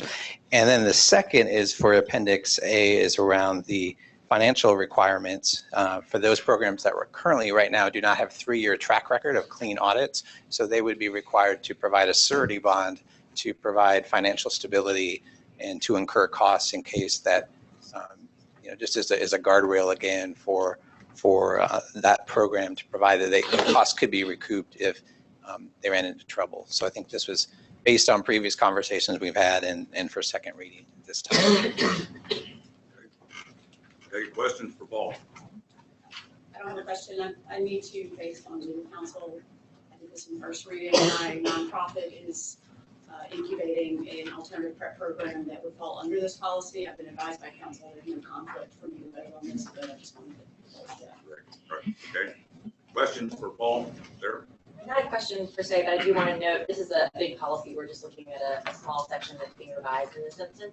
But I do want to note that we, and the board members, both Candace and myself, letter from Chris Montgomery, with a specific request to look at out-of-state licensure and the requirements that are set for out-of-state credentialing, and we've assured them that we will do that to ensure that we're not hindering strong recruitment efforts, but we are keeping a high bar for content expertise for teachers in state and out of state. So just want to note that you can expect us to come back and discuss on that. Okay. Other questions? I just wondered, what kind of numbers do you think we're looking at for out-of-state providers? When we're talking about new providers that need to come in, what kind of numbers are you thinking we're looking at? Yeah, I'm looking at Sarah if we have any idea on that. Well, because this is the first time we've created a pathway that's sort of viable for out-of-state providers, I think we'll see. It is, again, attempting to create sort of the right gate so that it's not a floodgate of opportunity for out-of-state providers. There's still some really specific provisions that they would have to meet, including the income requirements for the outcome reporting. So I don't know that we can tell you exactly yet, but it's not going to be a tremendous number. Yeah, I think it's more the idea that for future and setting a really strict precedent or making sure that we have the right measurements and guardrails in place for future, if there is future demand. Okay. Other questions? Okay, I think we need to keep in mind that what we are approving here is the 2 items that Sarah mentioned that are really modifications or additions to the current policy. Okay, any questions? Okay, is there a motion that we approve on final reading? So moved. Got a motion. Thank you, Mike. Second. Okay. Any questions? Hey, all in favor say aye. Aye. Any opposed? Motion is carried. Thank you, Paul. Appreciate it. Tess, charter school field.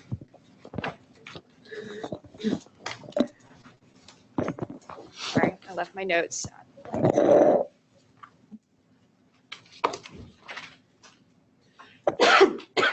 Okay, good morning. So I'm presenting to you on final reading updates to the State Board's Charter School Appeal Policy. There have been no changes since first reading, so I'm just going to recap very briefly what was approved on first reading. These changes provide additional clarity to sponsors, representatives of local school districts, and the public around aspects of the State Board's appeal process. The 2 main buckets of changes that were approved on first reading, the first is around the notice of appeal, so providing some clarity around what needs to be submitted by the sponsor, so a clean copy of their application so that our review committee can easily read it. And secondly, making sure that they have an outline of any corrections that are allowed upon appeal to the application. And then the second bucket of changes were around the public hearing. So we redistributed some of the time to give more time in the closing statement of the public hearing. All of these changes were made in consultation with both previous participants of the appeal process, representatives of local school districts, and feedback from our members of our review committee. So there have been no changes since first reading, and I'm happy to take any questions. Questions for Tess? Is there a motion that we approve on final reading? Got a motion, and a second. Any questions? Okay, all in favor, say aye. Aye. Any opposed? Motion is approved. Thank you, Tess. Okay, without objection, we'll look at items G, H, I, and J all together. We'll need a roll call vote, but we'll do one roll call vote. And Joey, get you to kind of tell us briefly what's in all four of those items. Okay, perfectly. We were here at the January workshop, and we were also with you at the January meeting for first read on these items.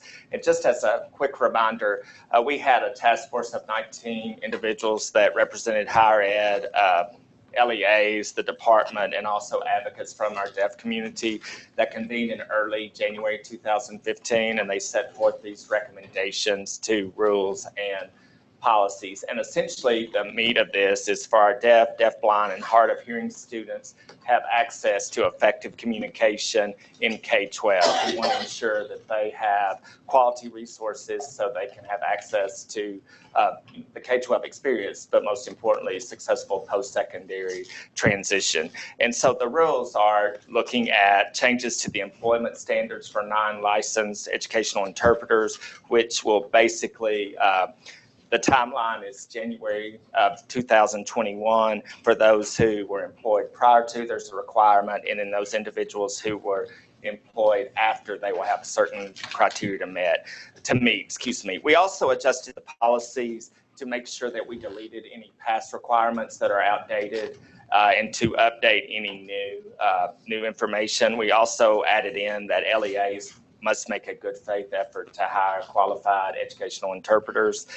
We also ensured that this license is now included under the school services personnel policy and rule that you have. And also we set forth those criteria, which is a minimum of a bachelor's degree, which means you would have a current nationally recognized certification and a written examination related to ethics and practice, and also that there's a a passing score on the written portion of the educational interpreter proficiency assessment, and we set that target of 3.5. Then also the EIPA, that assessment is what our educational interpreters need to be recognized as school services support personnel, and their praxis is not a requirement for them. And that is basically a summary of those rules and policies in front of you. I would like to say, Mr. Chairman, that the task force, this is one of the most involved task force I've been that I've worked with since I've been to the department, and many of these folks are here today, and they're a great group, and they've committed to work moving forward so we can set best practice.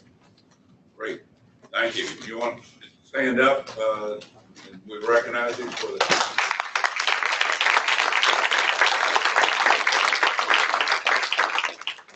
Okay, questions for Joey?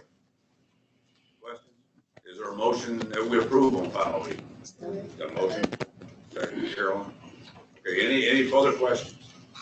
Okay, it requires a roll call vote, so Phyllis, you call the roll, please. Ms. Chancellor. Aye. Mr. Edwards. Aye.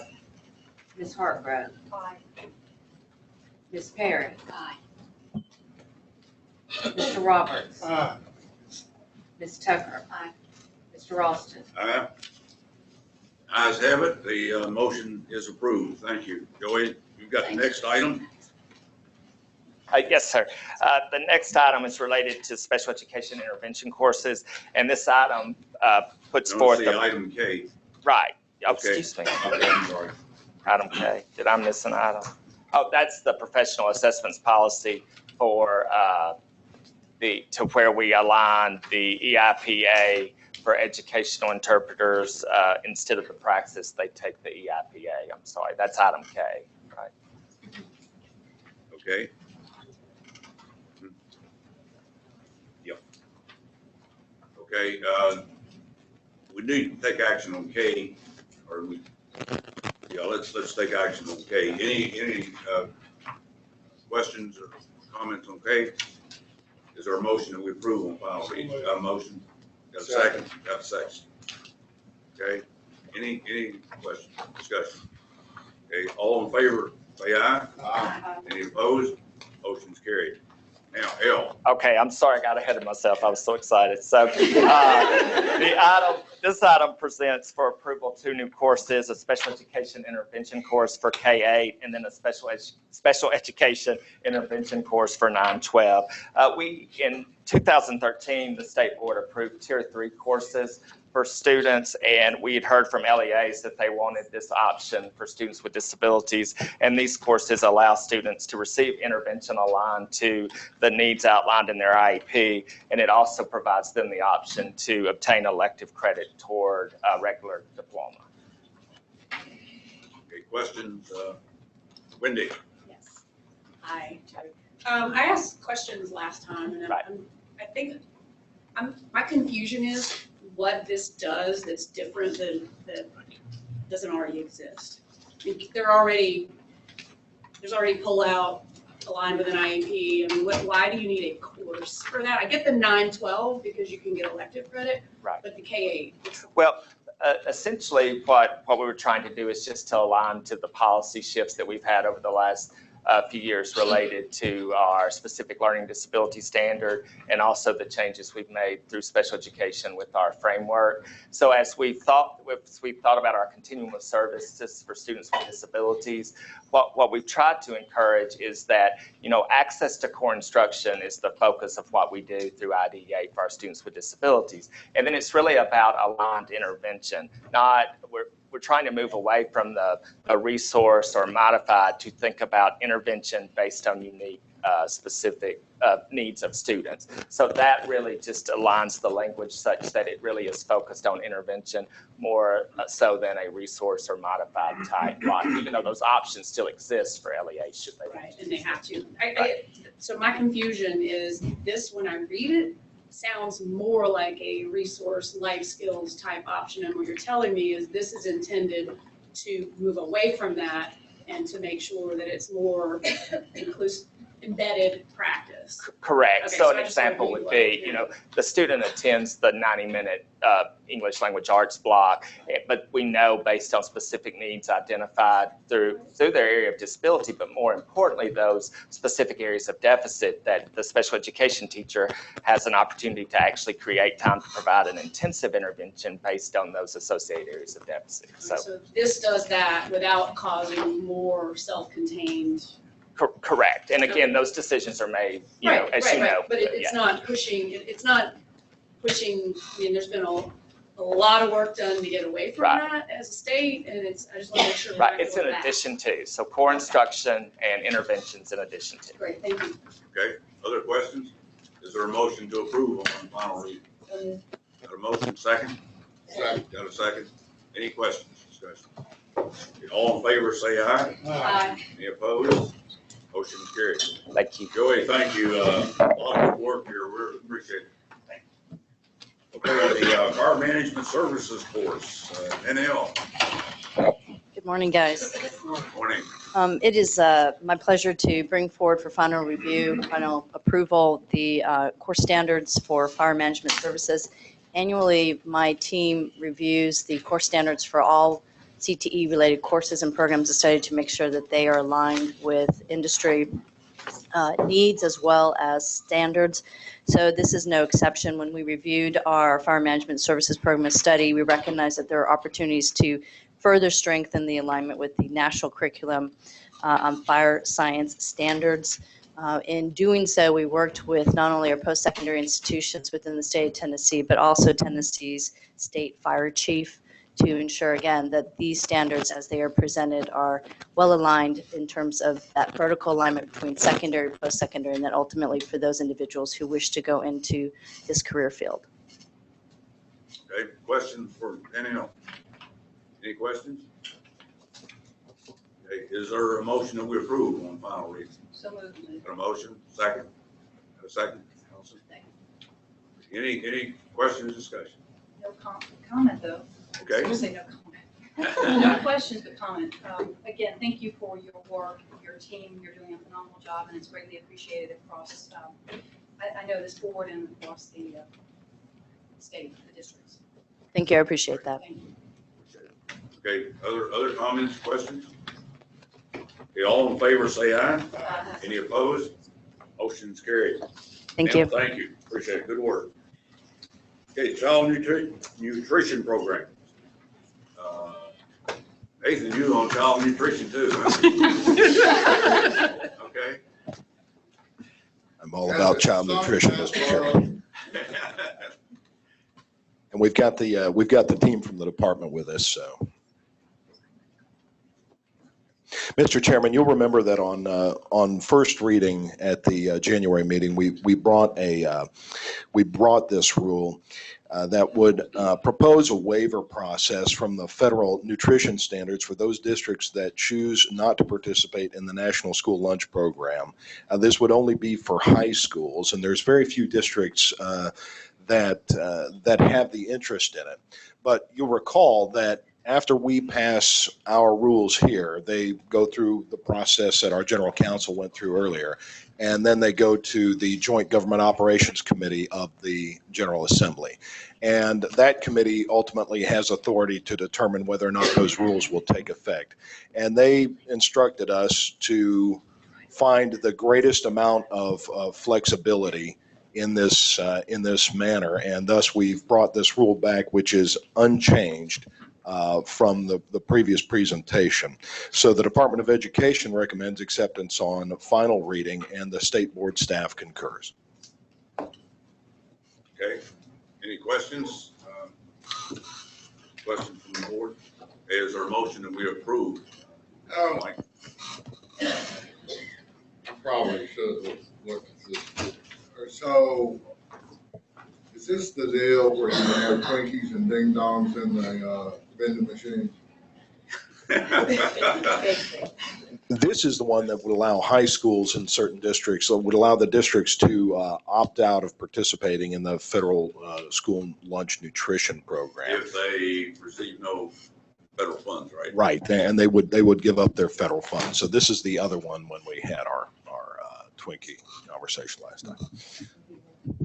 Okay, it would be also a waiver from the State Board nutrition rules, but they would still have to comply with the law there. Okay, any other questions? Is there a motion that we approve? Got a motion. Okay, got a motion, second, Allison, Lonnie. Any discussion? Okay, requires a roll call, so Phyllis, you call the roll, please. Ms. Chancey. Mr. Edwards.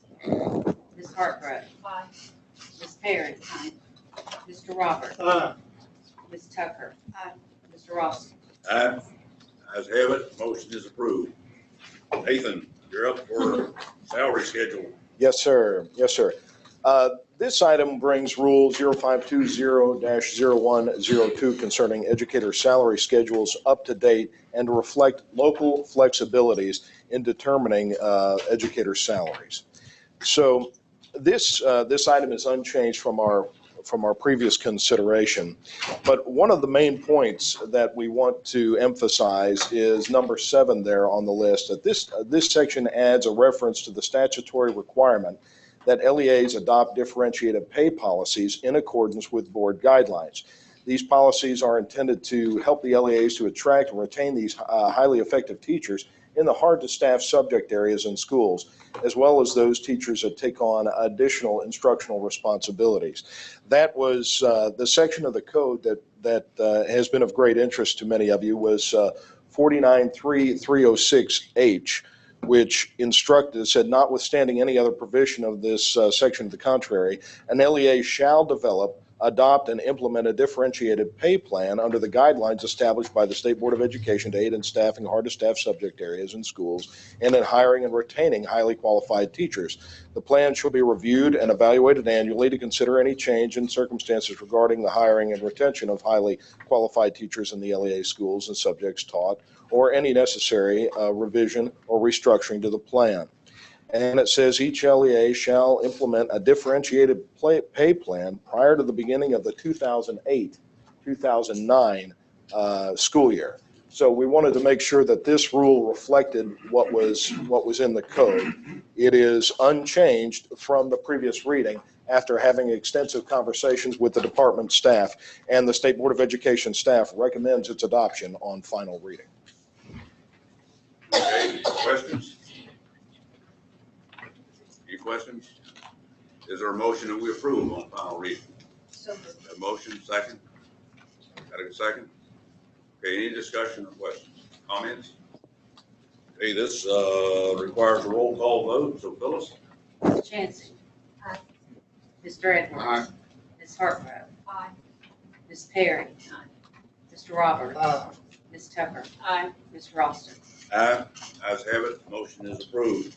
Thank you, Mr. Chairman. Thank you, thanks, appreciate it. Laura, high school course list. Thank you, Mr. Chairman. This item before you on final reading adds to the list of high school approved courses, the following courses that you approved earlier today. So it adds the fire prevention and safety courses that you've added, as well as the special education intervention courses. So I'm happy to answer any other questions. Okay, any questions? Motion to approve? So moved. Got a motion, second? Got a second? Any questions, discussion? All in favor, say aye. Aye. Any opposed? It's approved. Laura, thank you. Okay, item Q. Martin. It's not Martin. Oh, you got for the team. Okay.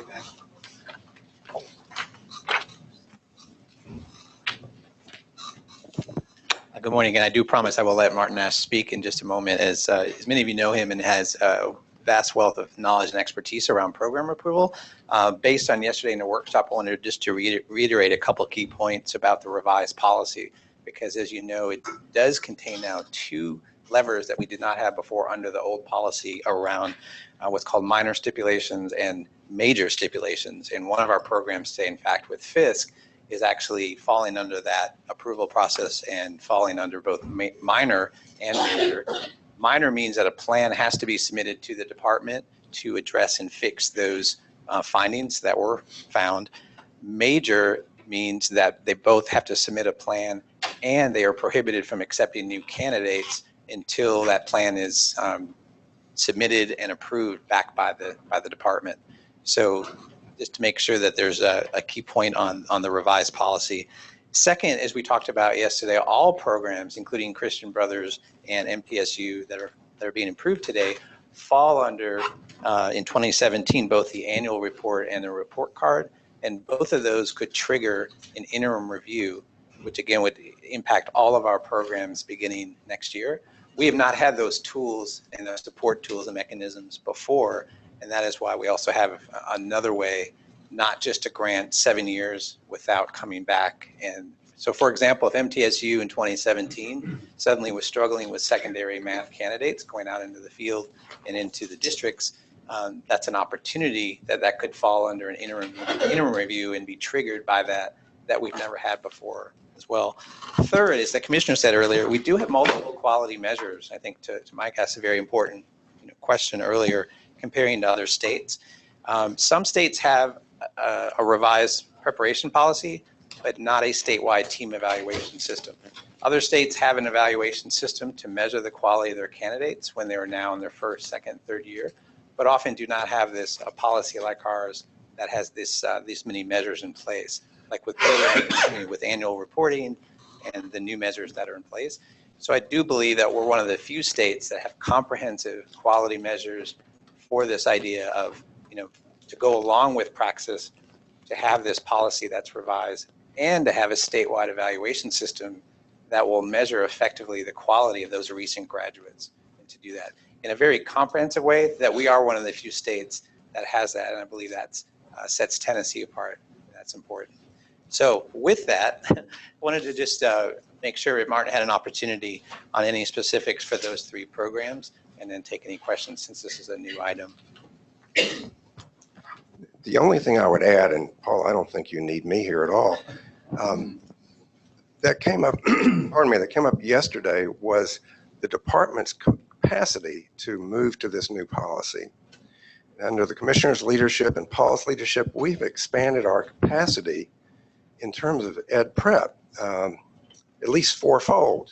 It's gone from essentially a 1-person operation to now include 4 people under our executive director, Amy Wooten, Michael Durline, and now a 4th member of our leadership team who I think she's on day 5, correct, Susan?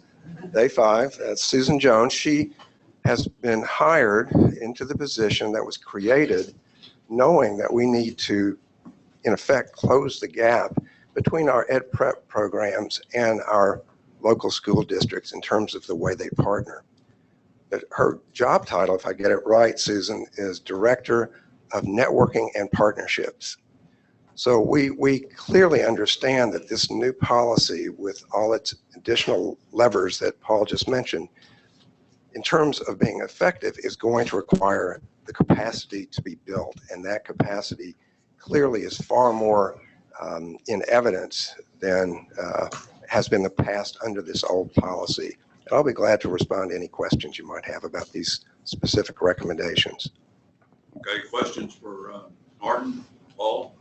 Any So, questions? this is,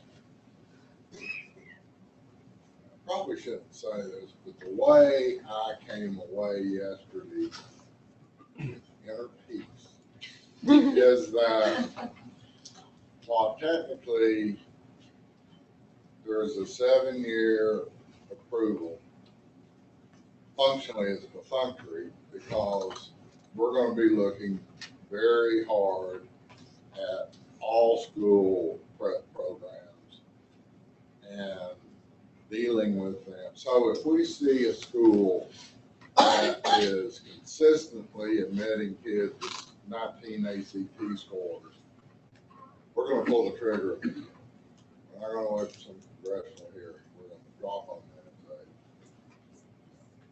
So I've come to intervene. Boy, I'm glad to hear that. Of course, I think the other big piece of that is that, under the new policy, we're going to be actually looking at outcome data, which the previous policy, the one that we were using for this recommendation, did not address. So that adds to it and gives you an opportunity to take action, do reviews before the 7 years is up. Okay. I don't know if it needs to be a formal specification, but it certainly can be. I think it ought to be an expectation based on the conversation that we have had with MTSU and Christian Brothers that we do want to see a report this time next year. Okay, and we will see that, right? Yeah. Okay, other questions? Okay, is there a motion that we approve the recommendations on item Q? So moved. Got a motion, a second? Second. Any questions? Okay, all in favor, say aye. Aye. Any opposed? Motion is carried. Thank you. All, Martin, thank you, appreciate it. Okay, we'll move now, and without objection, we'll take item R and S as one ending. We'll require a roll call vote on those, but they're the charter agreement for the KIPP Nashville primary and the charter agreement for KIPP Nashville middle school. Any questions on those or? Yeah, Yes. let us take the opportunity just to walk through some key points, and then we would be happy to take any questions that you all might have. This is, a big moment for the board in terms of approval of potential 2 charter agreements with the 2 schools that were authorized in the fall. So the first agreement is for KIPP Nashville Primary, which is scheduled to open in 2017-2018. The second is for KIPP Nashville Middle, which is scheduled to open in 2019-20. So the execution of a charter agreement that includes the state board's charter school performance framework is a national best practice and is required by state board policy. In development of this charter agreement, we looked at other authorizers' charter agreements, we looked at applicable statutes, we looked at best practices to provide you the best charter agreement that's going to fit the needs of the state board. The charter agreement is a 10-year term, and it expires on June 30th of the 10th year that the school is in actual operation. The agreement lays out the key responsibilities between the charter school and the state board as the chartering authority. The charter school is responsible for the day-to-day operations of the school, including hiring and firing of personnel, educating and serving all students, and meeting the performance standards set out both in the contract and in applicable statute. The state board, as the chartering authority and LEA, is responsible for broad oversight of the charter school, is responsible for overseeing compliance of the charter agreement and applicable policies, rules, and regulations. The charter agreement does include a section around the newly passed authorizer fee law, which would allow us to take an authorizer fee specifically for authorizing duties should we need it. Additionally, there are provisions around what we will do on an annual basis. So at a minimum, we will conduct an on-site visit with the school and produce an annual report both for the school and for the board. Amendments to the charter agreement can be made, and those would be brought to the board for approval. The agreement does lay out clear intervention points, if necessary, for the board to step in before the 10-year term is up and intervene if necessary, and that would include revocation if we got to that point. State board staff and KIPP Nashville leadership work very closely on the development of this charter agreement, and both of us are very comfortable with the terms of this charter agreement. And at that, I will leave it, and you all happy to answer any questions. Okay, Wendy. So, and they know this is coming, so it's okay. First, I want to say, you may not know, the process of our approving these as our first schools had some moments where people were pushed back, as we all know, and anyone who wonders whether this was worth doing should have been on our tour yesterday. I think our board and staff and visitors all got a great sense of KIPP Academy Nashville and the culture and the high expectations and the fantastic students who were on a panel. So I just think I would encourage anyone who wonders what this is all about to call Randy Dowell and go visit KIPP. But one of the things he mentioned to my tour group when we were outside of one of the classrooms was that KIPP serves a higher percentage of students with disabilities than the district average. And some of their schools are actually significantly higher and some are right at the district average. And I know that special ed in charters is challenged because they don't have the scale to serve. And so I know that you've had conversations with them around the provision regarding special ed and regarding responsibilities. And I just to help educate the board on that issue and EL and the other challenges that could be faced, if you could just talk a little bit about where that wound up and why.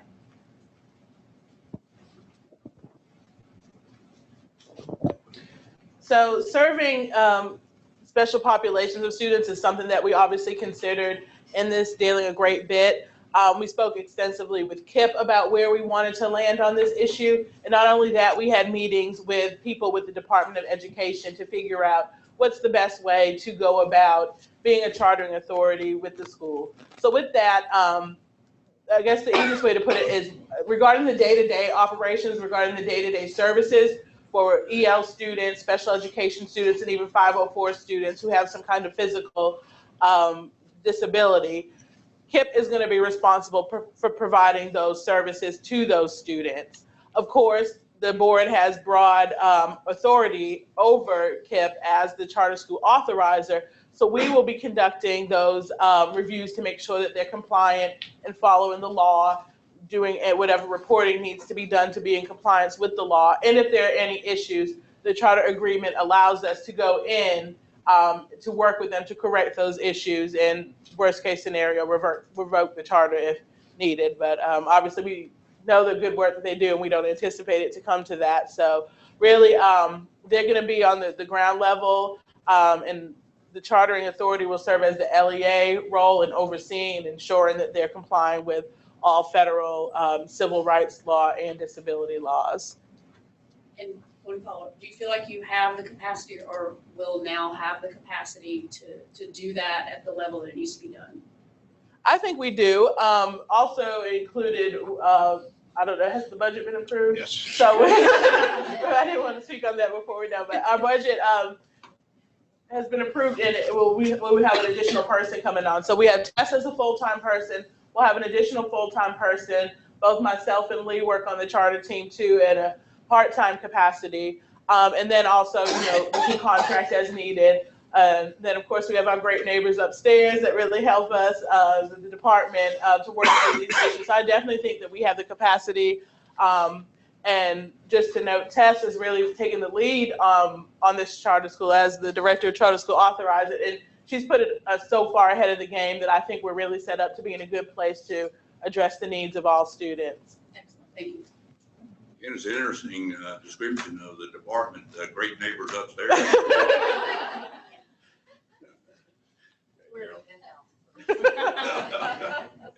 Would you discuss for us a little bit about how the financial piece would work for funds going to the charter through the authorizer and how that all is going to work together?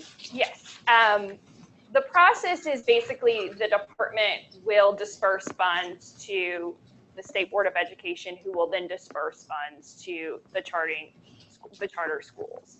It's written out in statute that the charter school, similar to any other charter school, otherwise would get basically 100% of the applicable funds, both state, local, and federal. So they will get their local match as if they were currently operating in metro schools for additional charter school. But the funding doesn't have to go to Metro first, then back to us to go to them. That's correct. That's correct. In terms of, there will be truing up that happens throughout the year, and this is a process that currently happens with Achievement School District schools, where throughout the year there's a truing up in terms of enrollment of who's actually enrolled, who's not. That happens, and so there might receive a little bit more one month and a little bit less one month in terms to make sure that we have the right student counts. But no, the money would not be flowing to the district and then back to the state board to be dispersed to the charter school. And that includes the federal funds? Yes, that includes the federal funds. Okay, Mike? This is general education. It's not about KIPP specific. Federal money, all the sources of money that flow through the department, I assume some is restricted dollars and how it's spent. Now, who is responsible for auditing compliance in that those dollars are spent in accordance to what they're restricted? I'll take the first crack and then. I was going to say, we just had a meeting earlier this week. Process of making sure we're clear, but I think the short answer is that that's one of the reasons why it's important that the budget did pass, that we will have the funds and the ability to contract as needed, especially on some of those very specific roles around bookkeeping and sort of oversight of financial management at the school level. In talking with some of our friends at the department and thinking about sort of very small LEAs that are 1 or 2 schools, they typically have someone on staff who is looking at those numbers on a regular basis. So we'll want that capacity on our team, and we need to determine whether that's going to be sort of within our existing staff or whether we'll need to put that into a contract that we bring in to ensure that we have that oversight. But we're certainly thinking about that. Yeah, and I would just add to that, I mean, it's kind of a multi-layer process. The department will train us as the LEA, as they do other LEAs, in terms of here are the rules and regulations, here are the guidelines for using federal funds, and the different categories of those funds have different regulations. We then turn around and train and ensure that our operators know exactly what they're responsible for and what they can use those funds for. When they submit reimbursements, it is our responsibility to check and ensure that those are allowable expenses. And then we would then kind of move that on back to the department, and there's another kind of layer of checking. So it's, I think there are responsibilities across the board in terms of ensuring that the funds are spent in the way that they should be. I mean, ultimately, we are the LEA. And, if there's a problem, we will get the phone call. So certainly, to Dr. Habron's point, we want to make sure that we have the right expertise on staff through either existing staff, bringing on a new full-time person, or a contract to make sure that we have all of our ducks in a row. I can tell you Tess will be on top of it. Okay, other questions? Tell you what, I don't have a question, but learning about KIPP and on this one, both on the first reading and having visited, I'm getting ready to vote for this, and I have absolutely zero ambivalence about that vote. Yep, okay. Any other questions? Is there a motion that we approve both item R and S? We got a motion, second. Any questions, discussion? Okay, Phyllis, requires a roll call, please. Ms. Chansey. Aye. Mr. Edwards. Aye. Ms. Hartgrove. Ms. Perry. Mr. Roberts. Ms. Tucker. Aye. Mr. Ralston. Aye, ayes have it, approved. Let's do a good job. Okay, we move to the teacher license actions. We have reduced the number down. We only got 4. And just make sure you got the ones lined up. A is Hill Riggs. B is Powell. C is Sturdivant. And D is Turner Kellogg. What I think we'll do is, since we only got 4, we'll take these individually and process them. Okay, starting with item A then, Bill, any comments or? No comments to begin with. I'm Okay. ready to answer the questions. Okay, Wendy's got a motion on item A. I move that this be removed from this agenda to consider a stronger punishment. And in support of that, I would submit that a teacher, a pre-K special ed teacher with a documented pattern of inappropriate physical contact with students, jerking them, speaking to them inappropriately at numerous schools, in my opinion, will never get my vote to be a teacher. I would only vote for revocation, and I would be hard pressed to ever consider revoking it. We have a motion that we remove this one. I would like to second her motion because I didn't get all of this other documentation until today. I mean, I didn't get a chance to read all of the background stuff too. So I think it should be at least reconsidered again. Put on a different agenda. Okay, Philip, any opposition to that or anything we're not seeing? I guess kind of share. You have all the Wendy and Carolyn paperwork from the expressed Baystar. it's pretty so persistent. I guess, I mean, it wasn't a one-time event.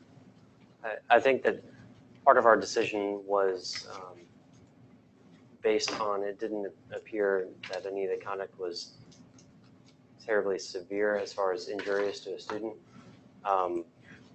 Again, we can go back in and take a closer look and verify that, but I'm happy to take another look. I mean, if I can,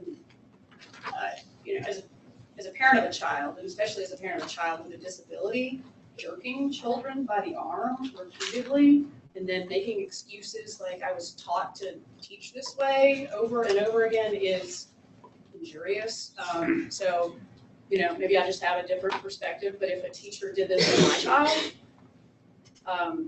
it would not be good. So I analyzed this on would I, if I would let this person near my child, should I let this person near other children in Tennessee? And I think I think our role is to have the child the center of our decision making and not just because it's mine. Okay, we have a motion to take this back, take another look at it. In a second. I got a question. Obviously, we can't amend this. We're going to be taking what comes to us from council. Council's going to look at it in part based on precedents that remains today. Correct. Is it informative to the court if this body expresses as a body an opinion? It can be taken under consideration. It is not necessarily directive. No, I don't believe it being directed, but would it be informative to the court in how it deliberates? Yes, it would, especially if you made it in a formal action. I would like for Wendy to say something that we take informally. What do you want Wendy to say? I want her to lean upon that law, sir. like Come that. up with a language that we take and Okay, so just procedurally, if this is pulled from the agenda and put on the next agenda with a recommendation that is stronger, would that be where the language would be requested? what we're at saying for, in part of the minutes here, intake, if But it it's won't go- appeal, if what we take subsequent, he brings back, we adopt it, it's appealed to court, we are providing, now, we could provide that information at that time because it That's, was. I think it's, Happy. Yeah, yeah, that'll give Wendy plenty of time to research and put that language together. shepherdized. Yeah. Yeah, right, we got to be committing. Okay, we got the motion on the table, we remove this one, I take it back, is there any other discussion? It requires a roll call, so, well, since we're doing it, well, let's call roll, Phyllis. Ms. Chancey. Aye. Mr. Edwards. Aye. Ms. Hartgrove. Aye. Ms. Perry. Aye. Mr. Roberts. Aye. Ms. Tucker. Aye. Mr. Ralston. Ayes have it, that's approved. Next one is Powell. Questions there? The recommendation is to deny reinstatement. Any questions, discussion? Is there a motion to approve the recommendation? So- Is there a motion, second? Second. Any discussion? Okay, roll call vote, please. Ms. Chancey. Aye. Mr. Edwards. Aye. Ms. Hartgrove. Aye. Ms. Perry. Aye. Mr. Roberts. Aye. Ms. Tucker. Aye. Mr. Ralston. Ayes have it, motion is approved. Item C, tournament. Questions there? I have a motion on this one as well. I would, the recommendation is a formal reprimand, and I would ask that this be pulled to consider a stronger punishment. And, you know, I just think if you take actions like this with a student, I appreciate he's admitted his stupidity. That's the word he used. I'm not putting that word in his mouth in his letter. But I just have real concerns about just being reprimanded for this. So I would ask for the staff to consider a harsher punishment on Mr. Sturtevant. Okay, is Can there, I add that? I'm just curious what you thought about the student letter, where the student in question says they were just for playing, he took responsibility. I had mixed feelings about the student letter because I can't tell what precipitated the student letter. If this teacher, I mean, I don't know if the staff hasn't, I mean, if this teacher said, hey man, get me out of trouble, that's a problem for me. I also think that if you ask my child to rule on like what behavior is appropriate for an adult, they may have a different opinion than me as a board member. So I did read it. It did cause me to think about it, but it doesn't cause me to think that a formal reprimand is necessarily enough. I'm just one person, And if I may add where child the living. student, my understanding of where that student letter came from was the school and district investigation into it and the student's realization of potential consequences and regret for that.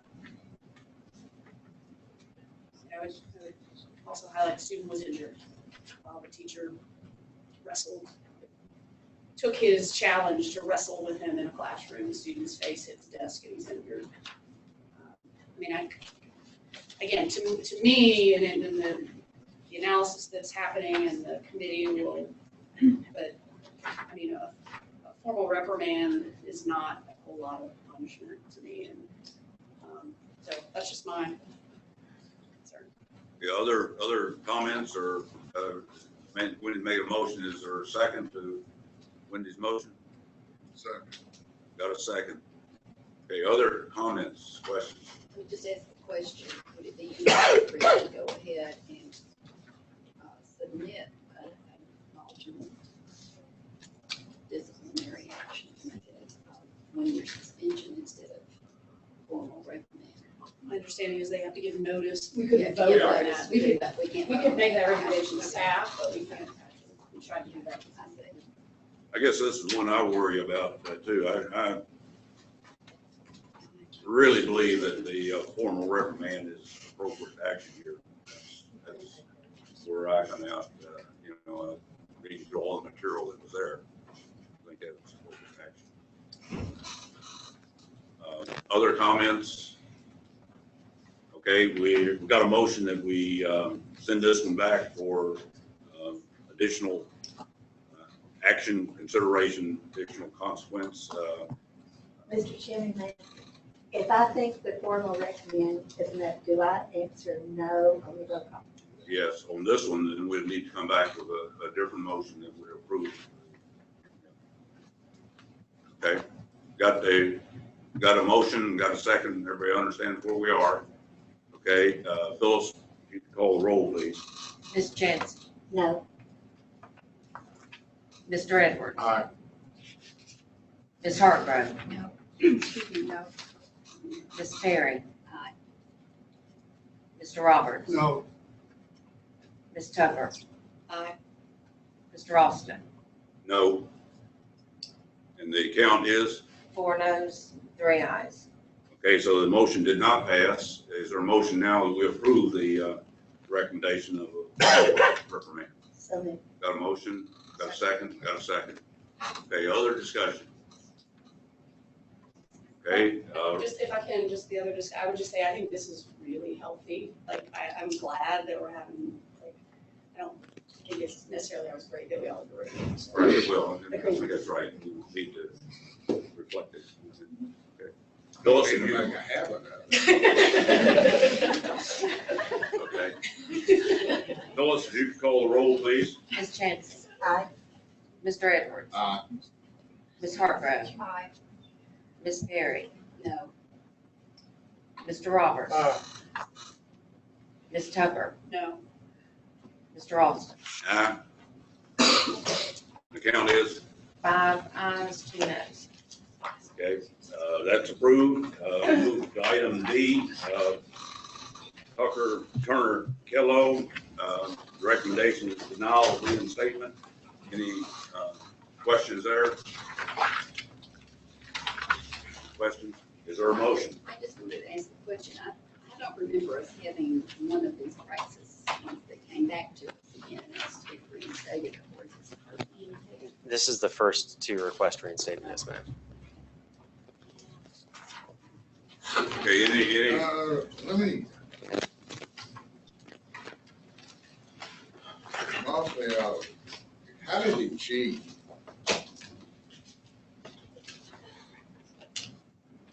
In her case, I believe she was one of the ones taking the test for others. that's the way I understood the, Part of it, yeah. yeah. It's larger. There were roughly, I believe, a dozen or 13 teachers that have lost their licenses over a ring of test takers. They've tightened that up since then, right? Yeah, the answer is yes. Okay, so she was one that was taking the test for others to get her certification. Okay, any other questions? Okay, is there a motion that we approve the recommendation of denial? Got a motion? Second. Okay, any questions? Okay, Phyllis, if you call the roll, please. Ms. Jensen? Aye. Mr. Edwards? Aye. Ms. Hartgrove? Aye. Ms. Perry? Aye. Mr. Roberts? Ms. Tucker? Aye. Mr. Austin? Aye. Ayes have it. Motion's approved. That concludes our agenda. Russ, we certainly appreciate you being with us today. Any items before we close here? We do have a meeting scheduled for July the 22nd. And make sure that you've got the October meeting. You know, we've changed the date for the October meeting. October meeting is on October the 14th. Anything else? Okay, appreciate you being here. It's a little bit longer today than normal, but yeah, okay, we do have a reception for the groups that we honored here this morning, so please stay, and it'll be look at Megan, because she has, it's in the hall. There's food in a small room, 2 doors down, but we'll recommend that you get food and come back in here for the commissioner and chairman to get some remarks. Okay, very good. Thank you. Meeting adjourned.